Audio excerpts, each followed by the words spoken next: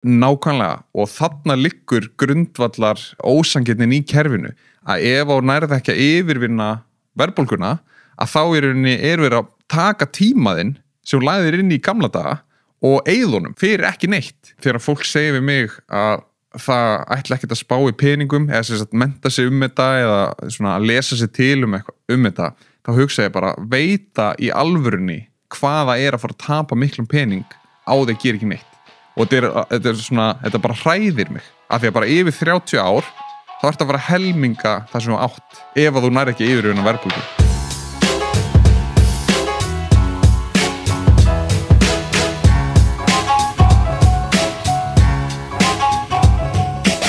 Peningar, fasteignir, gull, bitcoin og Charizard í glansi eru allt sjaldgæfir hlutir en það sjaldgæfasta og verðmætasta sem nokkuð tíman eiga tíminn. Stóra spurningin þá, skynsamlegt að skipta tímaneinum sem þú munt aldrei eignast meira af fyrir gjaldmiðil sem rýrnar í virði? Hvað ertu til dæmis að borga fyrir það að kynna þér ekki þín eigin fjármál og hvers virði eru bestu ár lífsins? Kristján Ingi fyrrverandi formaður rafmyntaráðs og þessi þáttur fjallar hans sýn á fjármálakerfið, hvaða vandamál rafmyntir leysa, hvort það sé eðlileg krafa að fólk þurfa að kunna að fjárfesta, hvort það megi bara sérhafa sig á því sviði þar sem hæfileika þess liggja án þess að hafa fjárhagslegar áhyggjur, af hverju kerfið sett þannig upp að þú viljir eyða pening og hvort eru fasteignir að hækka í virði eða peningurinn sem þú vannst þér inn og greiddir fyrir þær að lækka í virði. Jeps. Þetta eru stóru spurningarnar sem við sendum á Kristján í dag og ég veit að þið verðið ánægð með hennar þátt. Mögulega jafn ánægð og við viðskiptavinir Sjóvá. En við erum svo mjög náinn hópur viðskiptavina sem tillum okkur ánægðustu viðskiptavinni tryggingafélaga síðustu 4 árin. Það strík. 4 ár. Ég veit ríkisstjórnir sem hafi ekki náð þessum áfanga 4 ár í röð. En önnur stór spurning, af hverju allir svona ánægðir hjá Sjóvá?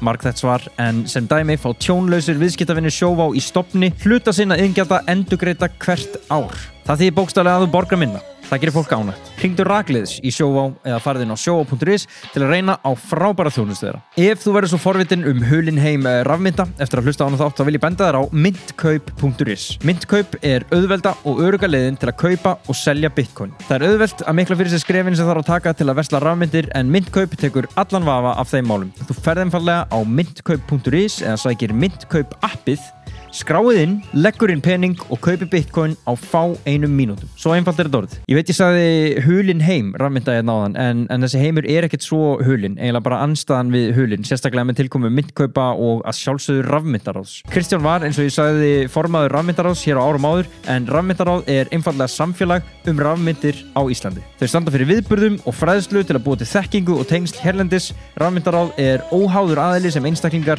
fyrirtæki og stjórnvöld geta leita til með allt sem tengist rafmyndum og bálkakeðjum á Íslandi. Ef þú ert forvitin þetta mál og langar að vita meira, skelltu þér þá inn á Facebook síðu Rafmyntaráðs og mættu á næsta viðburð. Annars bragðbesta og hollasta ólífuolían á markaðnum frá Oliva. Ekkert nema hollusta fyrir líkama og sál. Kald pressuð beinustu leið frá Ítalíu. Oliva verður svo með fallega gjafapóka í verslunum jólin og mun andvirði þeirra renna til votlendissjóðs. Ef kuldin svo að býta þig jafn fast og mig og þurrku upp húðina þina jafn hratt og mína, þá mæli ég með Decubal rakakremunum. Decubal hefur unnið náið með húðsjúkdómalæknum frá árinu 1974 þegar ég var mínus 20 ára gamall við að þróa krem sem veita húðinni raka og eru mild fyrir þurra og viðkvæma húð. Það besta að öll vörulína þeirra án parabena, ilm og litarefna og þess vegna nota ég Decubal. Eirberg verða svo eins og áður til staðar fyrir þig þessa jólatörnina. Allt sem hugurinn girnist að fá í stórverslun Eirbergs á Stórhöfða 25 eða á eirberg.is. Gjafir fyrir einhvern nákominn og hans heilbrigða lífstíl eða bara fyrir sjálfa þig.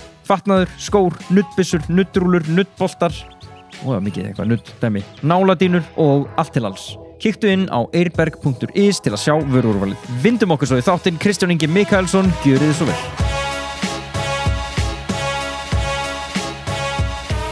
Herru, ég búinn að hugsa í alla morgun hvernig maður á að byrja þennan þátt og þetta viðfemt viðfangsefni en ég held að svona ágætis intro í þetta sé að bara, þú veist, ef við horfum á heiminn sem slíkan og klassiska dæmi að fá bara geimveru sem að geimveru bara að býta hvað í gangi hér og maður byrjar útskýra pening og það segir bara, herru, þetta bara gjaldmiðill sem að virkar manna á milli, þú getur bara farið og lært að vera smiður og þarft ekki að hafa áhyggjur af því að veiða þetta til matar eða eitthvað, þú bara borgar peninga fyrir það og sérhæfið þig í því sem að þú vilt sérhæfið þig á meðan, þetta bara geggjað konsept. Ertu sammála þessu? Peningur ekki bara geggjað dæmi eða? Peningur geggjaður í því hlutverki að vera að auka skilvirkni milli einstaklinga. Peningur er alltaf ein hliðin á öllum viðskiptum sem við gerum. Ég fer að kaupa mér snúð og ég borga pening og sá sem bakaði snúðinn fer og kaupi hveiti og þannig myndast eitthvað keðja þar sem peningur er alltaf önnur hliðin á viðskiptunum. Vissulega er fólk að skipta á peningum, evrur á móti dollar og allt það, en það er minna af því heldur en raun viðskipti og í rauninni hlæðist upp þetta kerfi og ástæðan fyrir hugmynd í dag er að þetta er besta leiðin til þess að vera með skilvirkt samfélag. Við sáum það á síðustu nokkur 100 árum að þjóðir sem að voru með sterka gjaldmiðla, þau réðu heimsmálunum og við sáum það bara, Spánverjar áttu þetta, Portúgalar áttu þetta, Bretar áttu þetta og núna í dag er það Bandaríkin með sinn dollar og í rauninni alltaf þegar að þessar nýlendu þjóður voru að fara og byrja að kaupa eða stela eða hvað sem maður vil kalla auðlindum af öðrum þjóðum, þá byrjuðu alltaf að sannfara þjóður að sinn gjaldmiðill væri einhvers virði. Þannig að það var bara að vera að fara til landa þar sem að fólk hafi aldrei séð annað fólk sem satt út fyrir sína heimsmynd og það var sannfarað að þessi peningur, þetta hringlaga dót væri einhvers virði. Og þetta er rauninni ótrúlegt í sjálfu sér að það hefði tekist og voru að láta kannski fá svona skinn sem að voru til að búa til föt og bara eitthvað sem að þau héldu á sér hita í gegnum kulda og í staðinn áttu eitthvað pening, skilur. Og þetta er ótrúlegt að þetta hefði tekist en var í rauninni hugsað til að halda og smyrja viðskipta kerfið. Passa upp á það að Bretar gátu verið með heimsveldi og verið með þessa bókfærslu sem gerði það verkum að þeir gátu verið að byggja skuld þarna og borga tilbaka þarna og fá þetta krydd þarna og þetta dýr þarna og allt þetta og bara ótrúlega uppfinning en svona gallinn að það er alltaf eitthvað enn að gallinn í þessu er kannski sá að svona í seinni tíð að þá kom þetta gullfóturinn og pælingarnar þar í rauninni og svona stærsti samningur þess efnis var Bretton Woods samkomulagið sem var sett á í rauninni kringum seinni heimsstyrjöld og var í rauninni kerfi sem átti að gera heiminn stöðuri eftir bara mikil átök og var þannig að fólk gat skipt út dollara fyrir ákveðin magna gulli. Það var bara að skrifa í samningin og fólk gat í rauninni fengi gull þannig að dollarin var komin á fast form og var með bein verðmæti. Síðan var það tekið af 1971 með einu pennastriki hjá Nixon þegar að aðra þjóðir eins og Frakkar og Sviss sögðu við Bandaríkjamenn bara, heyrðu, af hverju svona mikið af dollarum í umferð? Við skiljum þetta ekki, eigi meira gull en við höldum, bara hvað er málið? Og fóru og sögðu bara, við ætlum að fá skipt út öllum dollarum okkar fyrir gull. Já, og dollararnir og seðlarnir, þeir voru rauninni bara ávísun á gullið í bankana. Akkurat, bein ávísun. Og þessar þjóðir fóru að gera þetta og Bandaríkjamenn bara, shit, þeir sjá blöffið okkar og við eigum ekkert svona mikið gull. Og það var bara pennastriki tekið, gullið var afnumið, en svona grundvallar hugsun í gjaldmiðlamálum eða peningamálum er ennþá svo að það sé eitthvað verðmæti þarna bakvið. Og gallinn við að eiga sparnaðinn sinn til dæmis í þjóðagjaldmiðlum er bara sá, hann er ekki hannaður til að halda verðgildi. Við erum með innbyggða verðbólgu í öllum kerfum í heiminum. Allar þjóðir hafa verðbólgu og í rauninni allir þjóðagjaldmiðlar falla. Þeir falla allir á sama tíma, þannig að innbyrðis kannski falla er mismikið en ekkert eitthvað sturlað, en ef þú fer að bera sama við bara hús. Amma mín kaupir hús á 300.000. Og það var risa hús og risa lóð og eitthvað og það var bara svaka spartnaði sem þurfti til að ná því, skilur. Þau voru bara að fá eitthvað krónur í laun og allt þetta og síðan er bara eitthvað hús núna meðal hús kannski 50 milljónir sem er helmingi minna en húsið sem að þau kaupa sér. Og maður spyr sig, ok, af hverju gerist þetta? Og bara líka, þetta þykir fólki fullkomlega eðlilegt. Að þetta gerist hægt og þetta er alltaf að gerast yfir hvern einasta dag, hvert einasta ár og þetta er lífið. Og þetta líka í bara svona samræðum. Já, þetta er bara sólin kemur upp, sólin fyrir niður, það eru 4% verðbólga, það er 4% verðbólga. Og þegar maður talar einhverju upphæð sem var árið 2000 og já, þetta voru 10 milljónir þá, já, núna þá er þetta kannski svona 20-25 milljónir, já, það er þetta svona mikið, einmitt, ok, engin spurningamerki við það. Þetta er bara eðlilegt og þetta er einmitt bara, við viljum hafa eitthvað skilvirkt tól sem við trúum öll á. Þannig að við getum átt viðskipti og ég þurfi ekki að framlega eitthvað sem þú vilt fá fyrir það sem ég vil fá frá þér. Þannig að þetta leyfir okkar að vera sérhæfð og svona fara út fyrir hann sjálfsþurfta búskap sem var alltaf áður. en á móti kemur að bara, þetta ekki hannað til að geyma verðmæti og öll umræðan snýst það. Ok, en býtu, og segjum þá að og ég líka núna, ég alltaf að hugsa sko, hversu ítalega eða einfallega á ég að biðja Kristján að útskýra eitthvað versus það einhver sem bara, get on with it, ég að ná þessu, en þú veist, ég held að sé líka að einhverju leiti ungt fólk eða fólk sem bara þetta fór alveg fram hjá einhver, bara, það hefur ekki áhuga á þessu mögulega og maður verður líka bara svona að kynna sér málefni þó sem maður hefur ekki beint áhuga á þeim en þú segir verðmæti, hver munurinn á peningum og verðmætum, þetta það sama þú veist, það eitthvað 10.000 krónur, það bara 10.000 krónar virði, þetta eru verðmæti Akkurat, og í rauninni, þetta eru verðmæti á einhvern hátt, þannig að þú getur farið og skipta þessu út sem þýr að þetta eru einhver verðmæti sjálfur sér en yfir lengri tíma þá þetta ekki eitthvað sem að heldur verðmæti. Þetta geymsluverðmæti til skamstíma en til lengri tíma, milli kynslóða eða bara yfir nokkur ár, að þá minnkar þetta. Ef þú tekur bara 10 ár, ef þú myndir halda á 1.000 krónum, bara ég myndir rétta 1.000 krónur í dag og ég myndir bara gera tilraun. Segja bara, Snorri, nú tekur þú þessar 1.000 krónur og þú ætlar að geyma þær í 10 ár, við finnum eitthvað sniðut sem við getum keypt í dag, bara 2 brauð eða eitthvað slíkt og síðan reynir að kaupa eitthvað eftir 10 ár og það kannski búið að vera 4% verðbólga eða 3% verðbólga sem eitthvað markmið 2,5% og yfir 10 ár þá peningur búin að missa kannski 25 til 40% verðgildi og þú fer að reyna að kaupa brauð og þú fær bara 1 eða 1,5 en gast bara keypt 1 að þú gast ekki keypt hálft brauð skilur og maður bara eitthvað, vá, þetta ég ekki að tala um langafa börnin mín sem að ég mun eignast eftir 100 ár skilur mig, ég að tala um 10 ár tími og stærð sem að ekkert stóri í svona lífi hvers einstaklings, við lifum kannski 6 til 8 þannig tímabila meðaltali og það í rauninni munurinn á verðmætum og ekki að við viljum ekki pening, við þurfum ekki pening sem dýr, við þurfum húsaskjól, við þurfum mat, við þurfum vatn, við þurfum að einhverju leyti að hafa gaman þegar aðrar þarfir eru uppfylltar og við þurfum mismundi hluti og ástofum mikið allt það. Peningar kaupa mikið af þessu dóti sem við þurfum sem svona primitíft, hús, vatn, matur og allt það. Þannig að ef að í rauninni þú horfir á bein verðmæti þá liggja þau í því sem uppfyllir þessa grunnkröfur eða grunnþarfir sem við höfum. Hús hækkar í verði, það ekkert endilega út af því að húsnæðismarkaðurinn hækkar, hús hækki verði bara út af því að peningur rýrnar, þannig að ef að hús ekki að hækka, þá eru samt að hækka í krónum, mjög skrítin stærð, en bara í rauninni, það einhvern veginn fer af stað eitthvað taktur sem að hækkar allt og þá finnast verðmætin út, en raunverðmætin sem það sem okkur langar í, það helst alltaf jafn dýrt hlutfallslega með hvert annað, hlutfalli milli eins brauðs og bíls, það einhvern veginn helst svipað svo lengi sem það ekki eitthvað tækni sem að ýtir framleiðslunni og gerir hana skilvirkari ef bara allt jafnt, að þá hlutfall alltaf sama, því við metum bíl og brauð svona svipað en peningar einhvern veginn bara, hvað metum við peninga? Þeir ekki neitt, skilur, þú getur kveikt í honum og búið til eld en þú borðar ekki pening og borðar ekki hagvöxt og allt það, þannig að í rauninni liggja verðmæti í ykkur sem okkur langar í, sem þá fasteignir eða einhver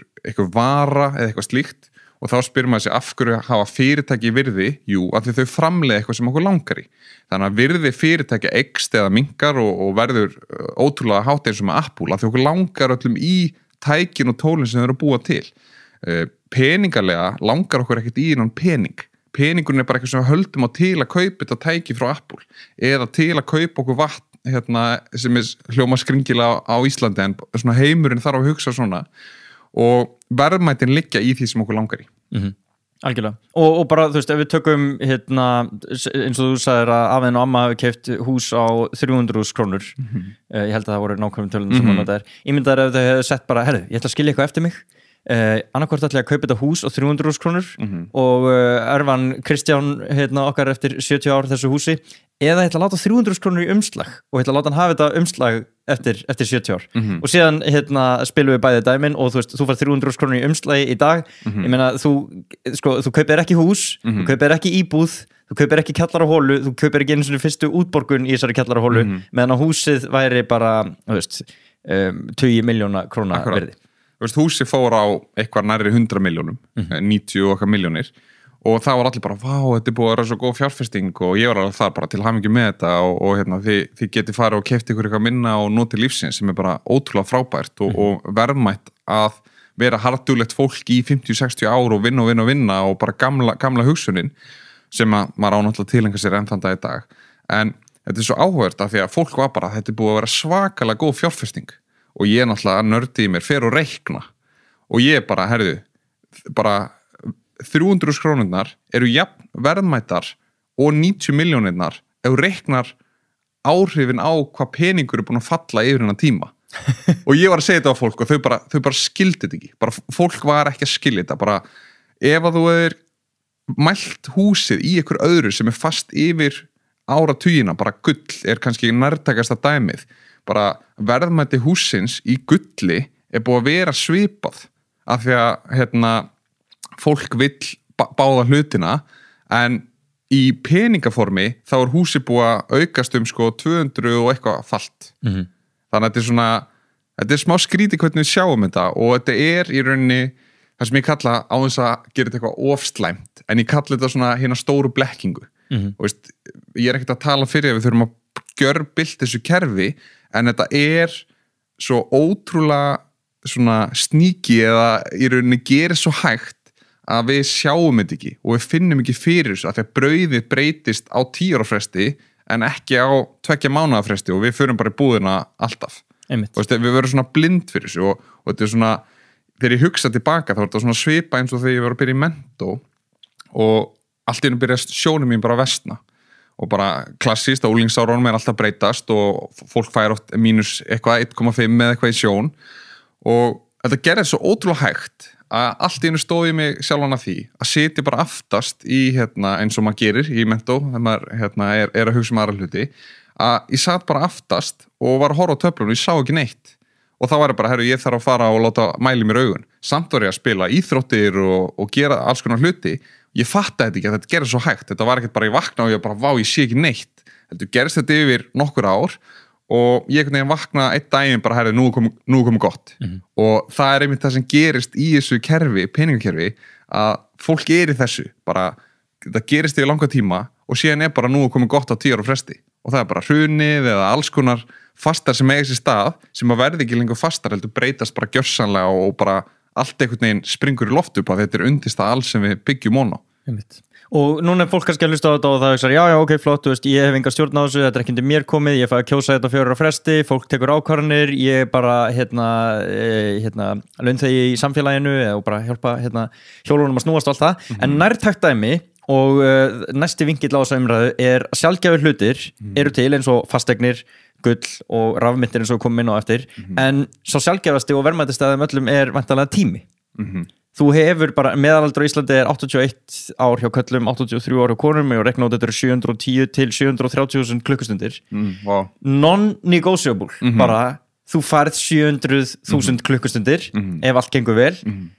og þú býttar ekkert á því og sama hversu auður þú ert eða hversu vel þið gengur hér eða þar, þetta breytist ekkert og ég ætla ekki að horfa fram hjá því að þetta getur að passa heilsuna þinn og allt svona, en gefum okkur bara að þú verður þá 90 ára, áttu með 700 eða 800.000 klukkustundir, allána til þess að taka dæmið, þessu breytir ekki þú getur ekki, þetta er engin verðbólga sem fer þarna í gang eða þú getur ekki fengið meira, þú getur bara eitt þessu í það sem þú vilt, finnst þér sniðugt af fólki að skipta þessum klukkutímum sem þau geta aldrei fengið aftur fyrir íslenska krónur. Þetta er mjög áhugavert og margt þarna til að taka á og tími er raunverulega og við getum ekki fara aftur og baki tíma en þá kannski vera hægt, maður veit það ekki og orka er líka eitthvað sem að þú getur ekki búið til úr engu þannig að þetta eru svona 2 fastar sem við höfum þarna en með tíman að mér finnst þetta ótrúlega áhugavert af því að þegar við erum ung þá höfum við mikinn tíma samfélagi metur tíman okkar ekki til mikils af því við höfum kannski minni reynslu eða erum að reyna að mennta okkur eða höfum bara minna bolmagn til að koma með eitthvað því við höfum ekki sannað okkur í einhverju. Metur mann í formi peninga. Akkurat og þá er eitthvað samfélagsmódel sem að metur bara ef Kristján setur 1 klukkutíma þá fær hann svona mikið á móti síðan þegar við verum gömul þá eigum við kannski vonandi allan með kerfi sem við höfum búið til í dag eigum við peninga en tíminn okkar verður alltaf svo miklu minni og við eigum erfiðara með að hreyfa okkur og allt það og sem sagt, tíminn okkar verður svo ótrúlega verðmætur þegar við erum gömul. En ef þú horfir á lífskeið einstaklinga þá snýr þetta í rauninni öfugt. Þegar við erum unga þá alltaf að tala um að þetta séu bestu árin og vissulega getur fólk horta bara þegar ég var í grunnskóla mér fannst það best eða þegar ég eignast 4 börn og þau komast á legg fólk er með mismunandi skoðanir í eftirspeglinum en venjulega talað það þegar fólk fer að eldast þá það bara ég er orðin svona gamall og þetta er bara að vera búið skilur og fólk er kannski 30, 40, 50 af því það er bara búið að missa allt frelsi sem það hafði og af því það hafði svo mikinn tíma og gætt gert það sem það vildi en þegar þú fer síðan að horfa á bara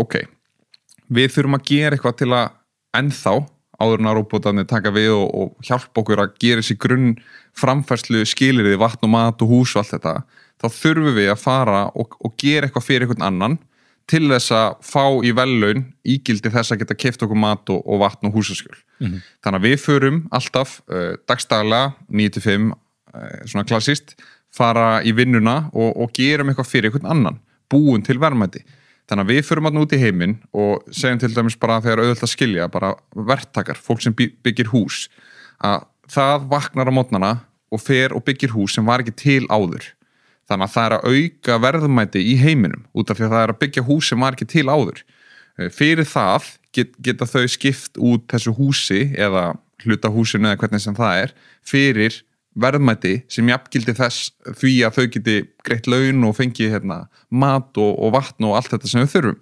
Þannig að þarna er þessi skipti og í rauninni þú ferð og vinnu eitthvað inn sem þú trúir á sem er peningur og fær peningin og þú vilt ekki peningin, þú vilt það sem hann opnar á. Síðan fyrir bíó og kaupið vatn og mat og gera eitthvað með unnustunniðinni eða kærastanum eða hvernig sem það er. Og þannig uppfyllir svona þína daglegu þörf. Margir líka fá viðurkenningu út frá því að vera í rauninni, fá tilgang út úr vinnunni og það er svona auka ofan á þetta allt. En í grunninn gera flestir þetta til þess að bara lifa. Við fáum þarna pening sem er okkur gefin fyrir okkar vinnu. Stundum réttilega, stundum ekki. Það er þetta dæmum af hverju sumir fá mikinn pening fyrir það sem gera og aðri lítinn og allt það. En burt sér frá því, þá fáum við öll pening. Þannig að ég fer núna 2021 í vinnuna í 1 klukkutíma og fæ fyrir það segjum 1500 krónur. Og ég í rauninni tek þessar 1500 krónur og ger eitthvað við þar. Ég verð að taka hluta þessar 1500 krónum og set í bankan eða geima einhvern veginn, við tölum betur það kannski á eftir, geima á þann hátt að ég geti bjarga mér í framtíðinni eða eitthvað kemur fyrir, ég vil geta kannski eignast húsaskjól sem er mitt og ég vil að börnin mín komast í skóla og komast á legg og allt það, þannig að segjum að ég taki 300 krónur af þessum 1500 kalli og geimi það og restin fer í rauninni bara í að halda mér uppi og láta mér vaksa og fjárfesti sjálfum mér og hafa gaman. Síðan erum við að hugsa, ég seti þess að 300 krónur, þannig að á mánuði þá er ég kannski að setja 40.000 krónur ef við tökum bara uppreiknaðan mánuð og ég er með 40.000 í sparnað fyrir tíma sem ég set inn í dag. Síðan horfi ég á þetta eftir nokkur ár. Þá er búið að vera eitthvað verðbólga, segjum bara 3-4%, hún er 5% í dag, að ég horfi tilbaka og ég sé þetta og ég horfi á peningin minn og ég bara, hvað varð þessi verðmæti? Ég setti 300 krónur sem var ígildi hálsbrauðs inn fyrir minn tíma sem ég taldi var ótrúlega verðmætur að ég var ekki með barninu mínu meðan ég var að vinna. Síðan 20 ára setna, ef þetta er bara búið að liggja inn á bankareikningi sem er miklu lægri en verðbólgan yfirleitt, að þá er þetta kannski bara orðið 1/4 brauð og ég bara býtu samfélag, hvað er í gangi hérna? Ég lét ekki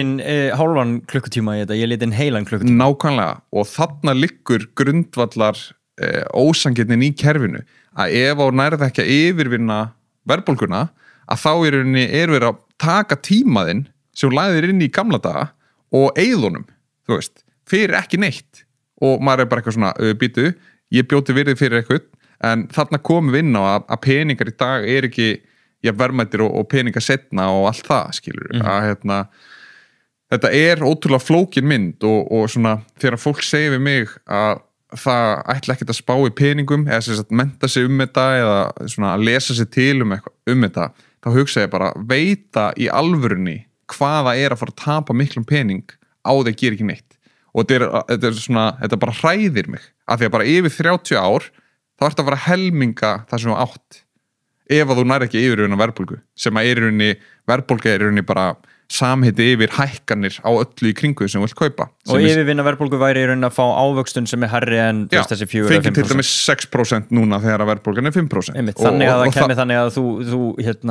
leggur til hliðar pening fyrir hálfu brauði og síðan eftir 1 ár þá bara ég á fyrir heilu brauði núna en ekki fyrir 1/10 brauði. Já, eftir 30 ár yfir langa tíma og þetta er líka svona annað því að við erum alltaf að tala einhverja verðbólgu hérna á Íslandi og nú er ekki hagfræðingur en ég veit ekki hvernig á að gera það nákvæmlega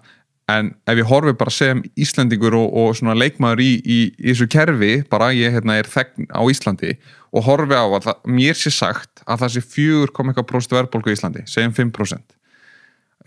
Það eru allir sérfræðingar landsins sem kom í sjónvarpið og segja það og það er öllum sagt að verðbólgu sem 5% sem því að tími sem ég lagði inn í byrjun árs er 5% minna virði en hann var þá í lok árs.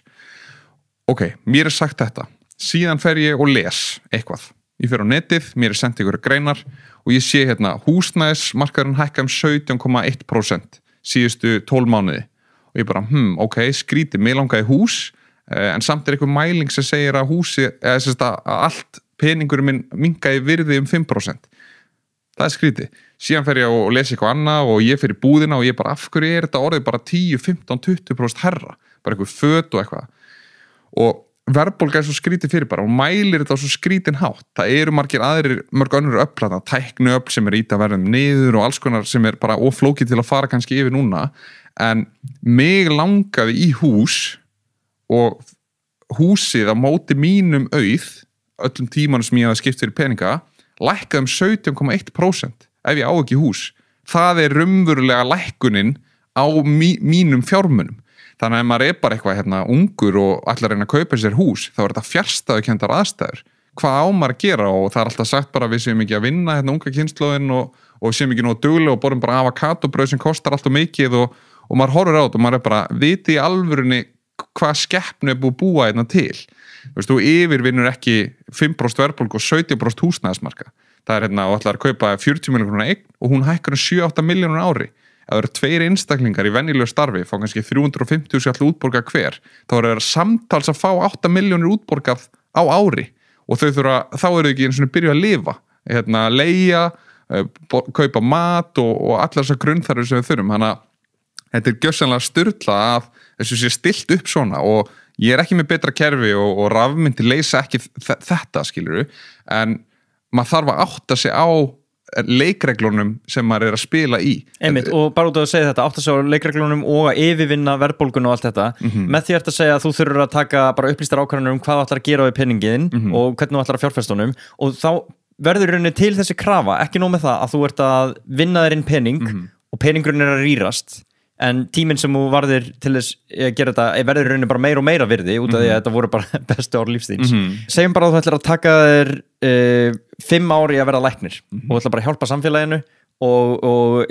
skilja við betri heim heldur en nú komst inn í hann. En síðan allt í einu komin krá á þig í þínu læknanámi að bara, já, en þú verður að kunna líka á ákveðið fjármálalæsi og þú verður að kunna að fjárfesta peninginum í hitt og þetta og það er allt í einu komin krá á það, ekki nóg með að þú þurfur að vinna mikið, heldur þarftu líka að fræða þig eitthvað sem að þú hefur engan áhuga á. Og þetta er, ég er ekkert að segja eitthvað,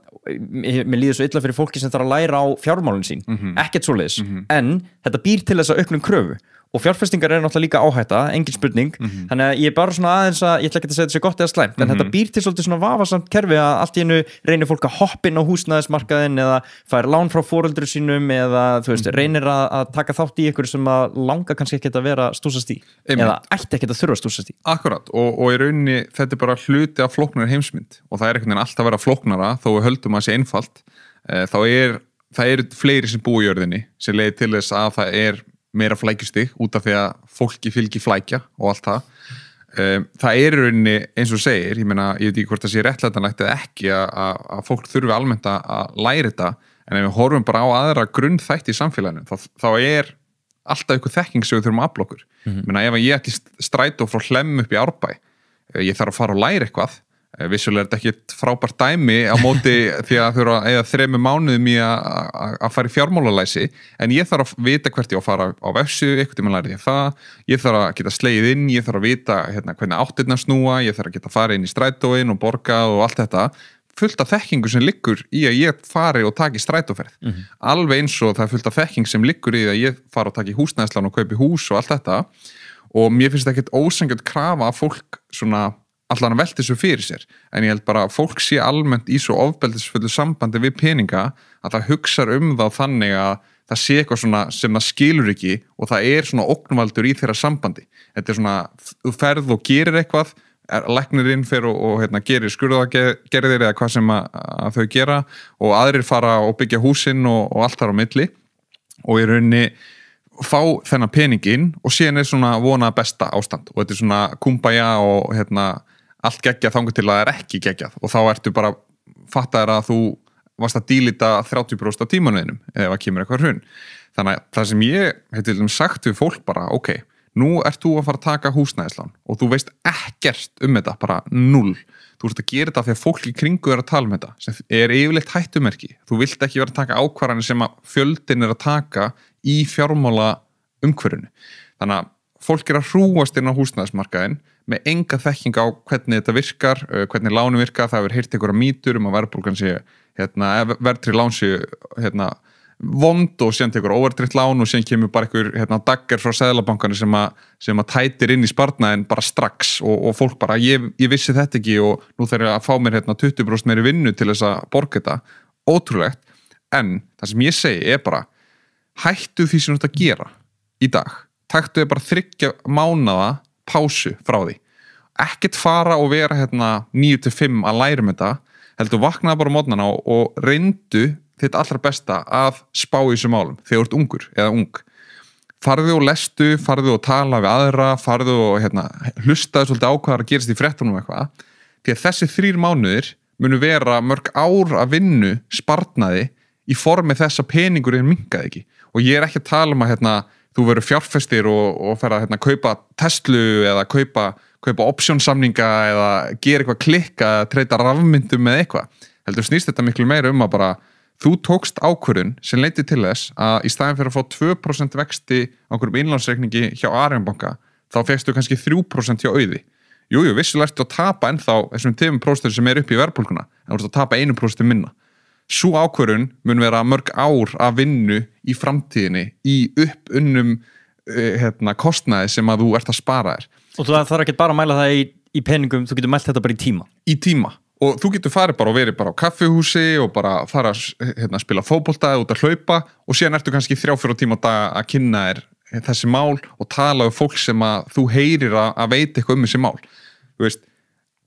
og ég segi 3 mánuðir, þetta tæki nokkra vikur, ég segi 3 mánuðir til að setja þetta í samhengi, af því að þú gætir örugglega verið í hálft ára og myndir reikna þetta bara út alla starfsæfina, þá 6 mánuðir í dag versus heil ævi af óupplýstum ákvörðunum sem að koma í baki á þér þegar þú verður 70, að það er ótrúlega mikil vikt sem að það hefur. Þannig að ég bara hvet fólk til að kynna sér málin og einmitt, með meiri vitneskju þarf áhættan ekki að aukast og maður þarf að hugsa þetta bara þannig bara eins og ég mæti vinnun og mér finnst það gaman, þá þarf mér að finnast gaman að hugsa peninga. Allir er alltaf að fókusa á að eyða minna og í rauninni besta leiðin til að spara pening er að þéna meira og vissulega vill maður ekki að fólk fari og vinni miklu meira, skilurðu, heldur gera þetta svolítið skynsamlega og sama með peningana, að við þurfum bara að beita rökhugsun og þó svo við hötum peninga að þá þurfum við bara átt og gráða, þetta eru leikreglunar. Þetta er alveg svo að fara og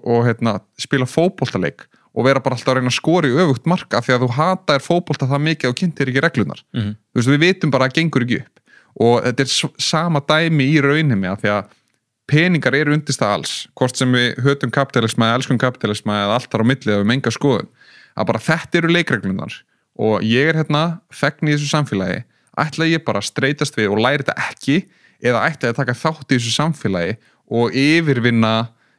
falið ofbeldi til lengri tíma sem að er beitt á mig í skjóli þess að ég þekki ekki neitt. Og þetta er stóra myndin sem að er mjög spennandi að því að maður fyrir að kynnast alls konar hlutum þegar maður fer honi í þessu hólu á dýftina. Þú getur alveg optað út, þú getur sagt bara ég ætla ekki að taka þátt í þessu, en þá þarftu líka að byggja þetta í hús, þú þarft að afla þér sjálfur matar, þú þarft að mennta börniðin eða þú veist, mögulega að reyna bara gangi gegnum bara fæðingu barna líka, skilur, þú veist, og þar með talið ertu bara búin að segja ég þarf ekki peninga. Já, en ef þú ætlar hins vegar einhvern tímann í bíó eða kaupa epli út í búð, þá þarftu bara að kunna þess á leikinn. Sko. Akkurát, þetta bara svona einmitt. Þú getur alltaf verið hellisbúið og vilt, en ástæðan fyrir við erum með þetta kerfi í dag. Það verður til eitthvað kerfi yfir 100 eða 1000 ára, bara fyrir til hvernig þú telur, og það ástæða fyrir höfum þetta svona. Við höfum tíma til að horfa á Netflix inn á milli þegar við viljum, og það út af því að það bara verið að spara svakalegan tíma. Ég fer í vinnuna og vinn í kannski 50 klukkutíma og fæ eitthvað x pening, ég get keypt með þvottavél. Þannig staðin fyrir að fara með þvotti minn eitthvað og þvóan sem tekur mig 1,5 tíma á 3 daga fresti, að þá get ég sett þetta inn í þvottavél og það tekur 6 mínútur. Ég spara munin á 6 mínútum á 1,5 klukktíma á nokkra daga fresti fyrir það að fara í vinnun í 50 klukkutíma. Þannig að kannski á mánuði 9 þá ég farin að net positive græða tíma og allt svona í kringum okkur. Við kaupum þvottavél, við kaupum bíl, við gerum þetta og hitt og við erum í raun að kaupa tíma með því að fara og vinna og þegar upp staðið þá erum við komin á þann stað að við erum bara eitthvað herðu, nú ég með bara fullt af tíma og ég ekki að tala að fólk á börn og alls konar, ég tala bara það sem þú þarft að gera og hversu mikið það búið að besta það yfir hennar tíma og samfélagi hefur gert það og búið okkur vörur sem að gera fyrir okkur að við þurfum ekki að sækja vatn í 2 tíma á dag eins og meiri hluti jarðarbúa nánast að gera hvern einasta dag og allt þetta og í formi þessara skilvirkni þá getum við lyft okkur annað og hort á Netflix eða verið meira með börnunum okkar þannig að þetta kerfi ekkert slæmt en á sama tíma hefur fólk sem að sækja vatni kannski ekkert heldur slæmt við erum bara öll í aðstæðum og við erum svolítið að reyna að spila úr þeim og ekkert gott eða slæmt við það í rauninni sko. Nei, og það samt alveg svona ákveðin endalók sem fólk vil ekki verða fyrir að finna sig í að þurfa að vera einhvers staðar þegar langaði ekki bara segjum í ellinni bara að halda áfram að vinna erfiðisvinnu sem það bara veldur ekki líkamlega eða neitt svoleiðis og auðvitað komin ákveðin bara svona kerfi í kringu það til þess að vernda okkur frá því en það svona kannski það sem allir sammála að það væri slæmt ef þannig í pottin búið að þú verður að gera eitthvað og segjum bara að sé líkamlega erfitt og þú bara höndlar það ekki að þú þurfur þá bara að gjalda fyrir það með því bara að þú þurfur að minnka lífsgæðin það mikið eða það bara það við fátækt en eitt með þetta sem við erum að tala með að hvort þú þurfir að læra að fjárfesta og ég alveg á því að bara, þú veist, taktu ábyrgð sko. Ég enga veginn á því að segja bara, þetta raunhæf krafa, fólk þurfa að læra hvernig að fara peninga sinna, bara mitt svar væri já, skilur, og líka bara út af finnst það áhugavert og allt það, en ég myndi að síðan líka hinpótlega sem að fólk tekur óvart bara gerir bestu fjárfestingu lífsins út frá nauðsyn að þarf húsnæði og árið 2000, bara ef þú þurftir húsnæði og keypti þér eitthvað, þetta var bara einn besta fjárfestingu lífsins fyrir marga. Akkurat. Og síðan finnur þig 21 ára setna og þú gæti bara verið að gera töluvert verri fjárfestingu af sömu nauðsyn, þú þurftir húsnæði. Akkurat, og þetta svona stóra myndin sem að kannski ekkert mikið verið að tala svona milli einstaklinga, hagfræðingar tala þetta og alls konar fólk sem eru sérfræðingar og að pæla í hlutunum, en heimurinn að breytast, bara á 20 ára fresti heimurinn gjörbreyttur, við vorum ekki með snjallsíma fyrir 20 árum og við vorum með allt annan svona tröppugang í fæðingum og öðru sem við höfum ekki í dag og til dæmis bara út öldina að þá munur vera netto fólksfækkun í Evrópu bara við tökum það og vissulega kannski breyttar aðstæður í heimi út frá loftslagsbreytingum en þetta stóra myndin sem búið að reikna að Evrópubúar og fólk sem býr þar og eru innflytjendur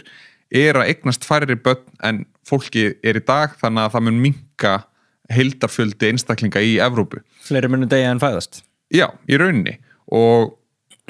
þá fer maður að hugsa hvað áhrif hefur það á heildarsamfélagið að það kemur allt annan taktur í samfélagi. Ég meina, við erum ekkert að fara að sjá eitthvað trilltan uppgang í húsnæðismarka og nú ekki að tala Ísland, bara Evrópu, við erum ekkert að fara að sjá trilltan uppgang í húsnæðismarka því að bara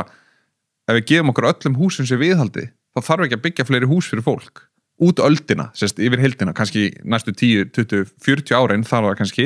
en síðan þetta bara stopp. Og ég meina, þá ertu að kaupa hnignandi markað. Þá ertu að fara inn í hús sem þú þarft af illri nauðsyn til þess að fá húsaskjól og þú ert að taka þátt í því að fjárfesta í ykkur sem að getur ekki hækkað. Það bara ómögulegt af því það ekki fleiri kaupendur heldur en seljendur. Það er bara tóm hús. Já, eða öll húsin vera full og allir eru bara það engin húsnæðismarkaður, við erum öll með hús og það þarf ekki að byggja fleiri hús og allt það skilur og þetta klikkupæling en síðan ertu með aðstæður eins og tökum það kannski eftir en svona í heildina að þá höfum við verið í vaxandi auðlinda hagkerfi, bara heimurinn síðan eftir stríð ótrúlega mikil framþróun í rauninni að framleiða hluti byggja hluti og þetta eitt mesti uppgangur í mannkynssögunni sem átti sér stað eftir seinni heimsstyrjöld sem var enda miðja síðustu öld og í rauninni það var allt gert á kostnað svo margs fólk var að vinna endalaust mikið til að komast í þetta kapplaupa að eignast meira og fá þessi nágrannar var eignast og það var einhvern veginn fólk byrjaði að fá þess að þvottavélar í fyrsta skipti og þá fann það hvað gat spara mikinn tíma og þetta svona öll heimsmyndin breyttist ótrúlega hratt og í rauninni þetta var gert á kostnað þess að fólk var að vinna ómikið og í rauninni meira en það þurfti af því það var í einhverju kapplaupi auðlindir voru teknar úr jörðinni í miklu meira magni en var sjálfbært og við erum að sjá bara áhrifin af því í dag með bara fiskistofna og loftslagsmálin og allt þetta þannig að við vorum í mjög ósjálfbæri kyrrslu varðar bara heildar hagkerfið nú segir margir bara var góðari og ég var ekki ríkur ég ekki að tala um það, ég bara tala um heildar myndina í dag ef við horfum á heiminn hvernig hann í dag það búið að spá því að það mun kannski í mestafalli aukast fólksfjöldi í heiminum 20-30% og munurinn eftir heimsstyrjöld og hinga meir en tvöfaldur skilur í heildar magna fólki á jörðinni bara þegar best lætur, mest 20%? Já, sem sagt Hans Rosling sem að lést fyrir nokkrum árum og var eitt svona helsti baráttumaður að tala að heimur batnandi fer og margir svona nánast tilbyða þann einstaklinga þegar hann hefur bara ítt heiminu svo framalega hugsun á að allt að skána í formi þess að við erum að tæknivæða og gera alls konar hluti skrifaði faktúlnes akkurat, hann segir bara mannfjöldaspár eru einar áreiðanlegustu hagfræðisspár til lengri tíma þú getur spáð 50 ár fram í tíma hvernig þjóðir munu þróast varðað mannfjölda og dreifingu í aldurstigum og annað og hann segir bara við verðum í kringum 10 milljarðar max það gæti farið í 10,5 eða eitthvað en bara 10 milljarðar svona sirka starðin af því þá koma bara inn aðra forsendur fólk vill ekki eignast börn og allt það Evrópa hnignar og meðan Afrika rís og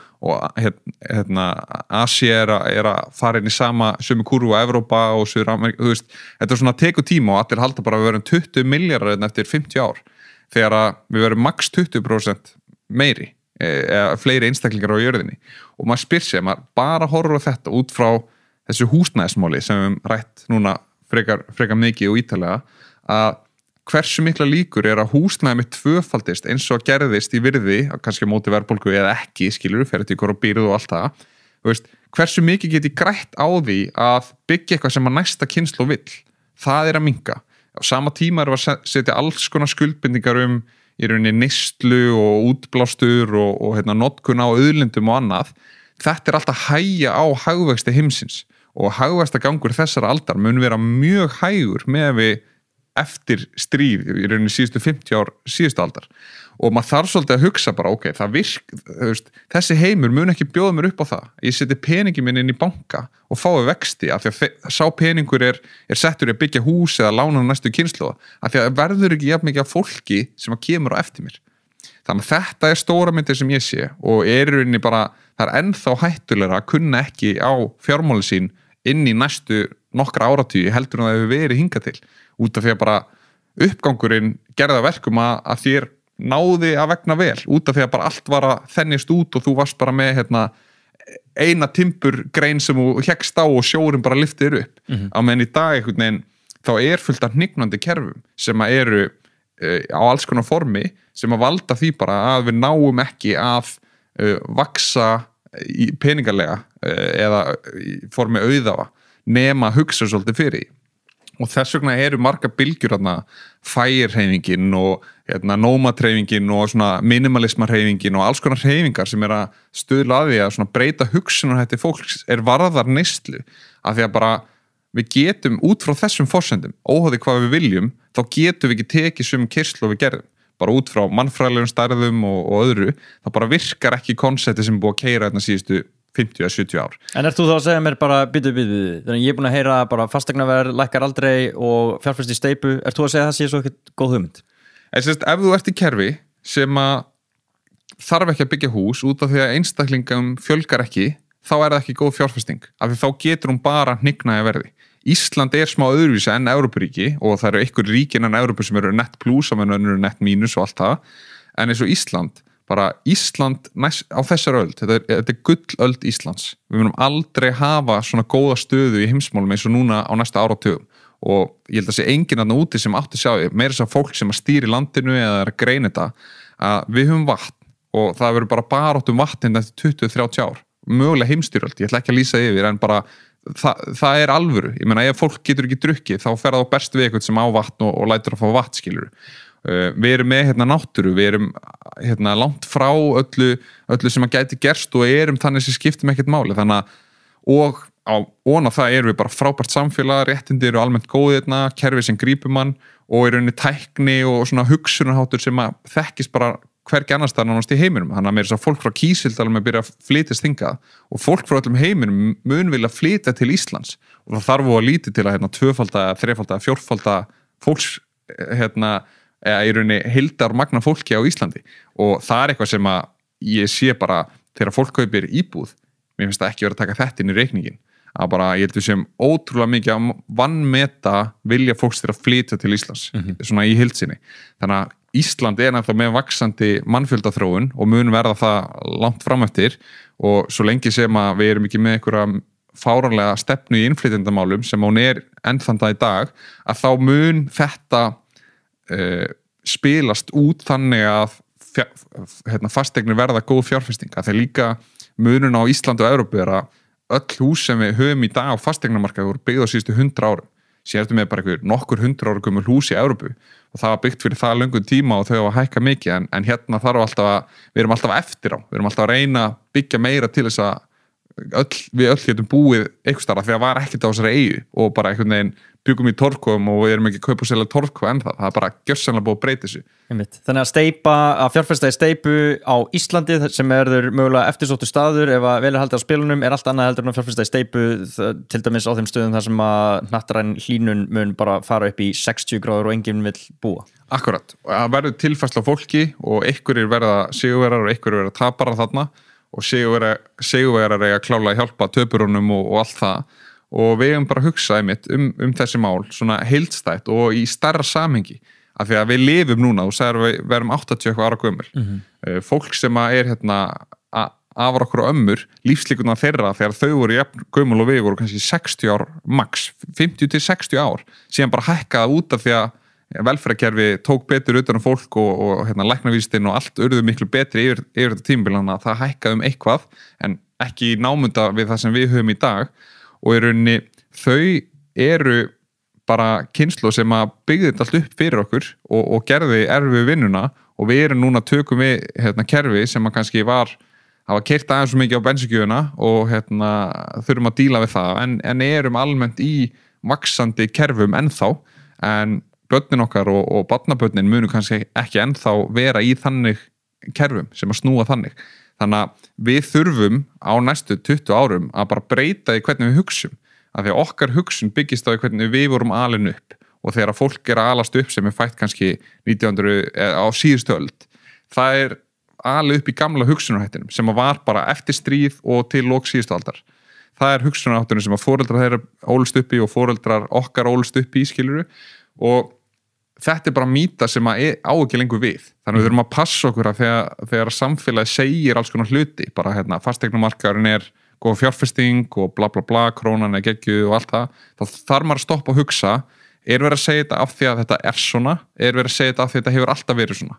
og bara með tækni og þessum breytingum og öllu sem við hefum rætt inn í þættinum að þá þetta bara þannig að hlutir að breytast miklu meira en við höldum og við þurfum bara að yfirvinna þessa mýtu og hugsa fyrir okkur sjálf og í hópum, maður þarf ekki að taka þess ákvörðun einn, maður getur bara að fengi 5 bestu vinkonur sínar eða vinnina og bara reynda að crack the code í sameiningu og deilt þessum tíma með 5 sem maður þarf að leggja út til að mastera þetta þannig að þetta stóra myndin og bara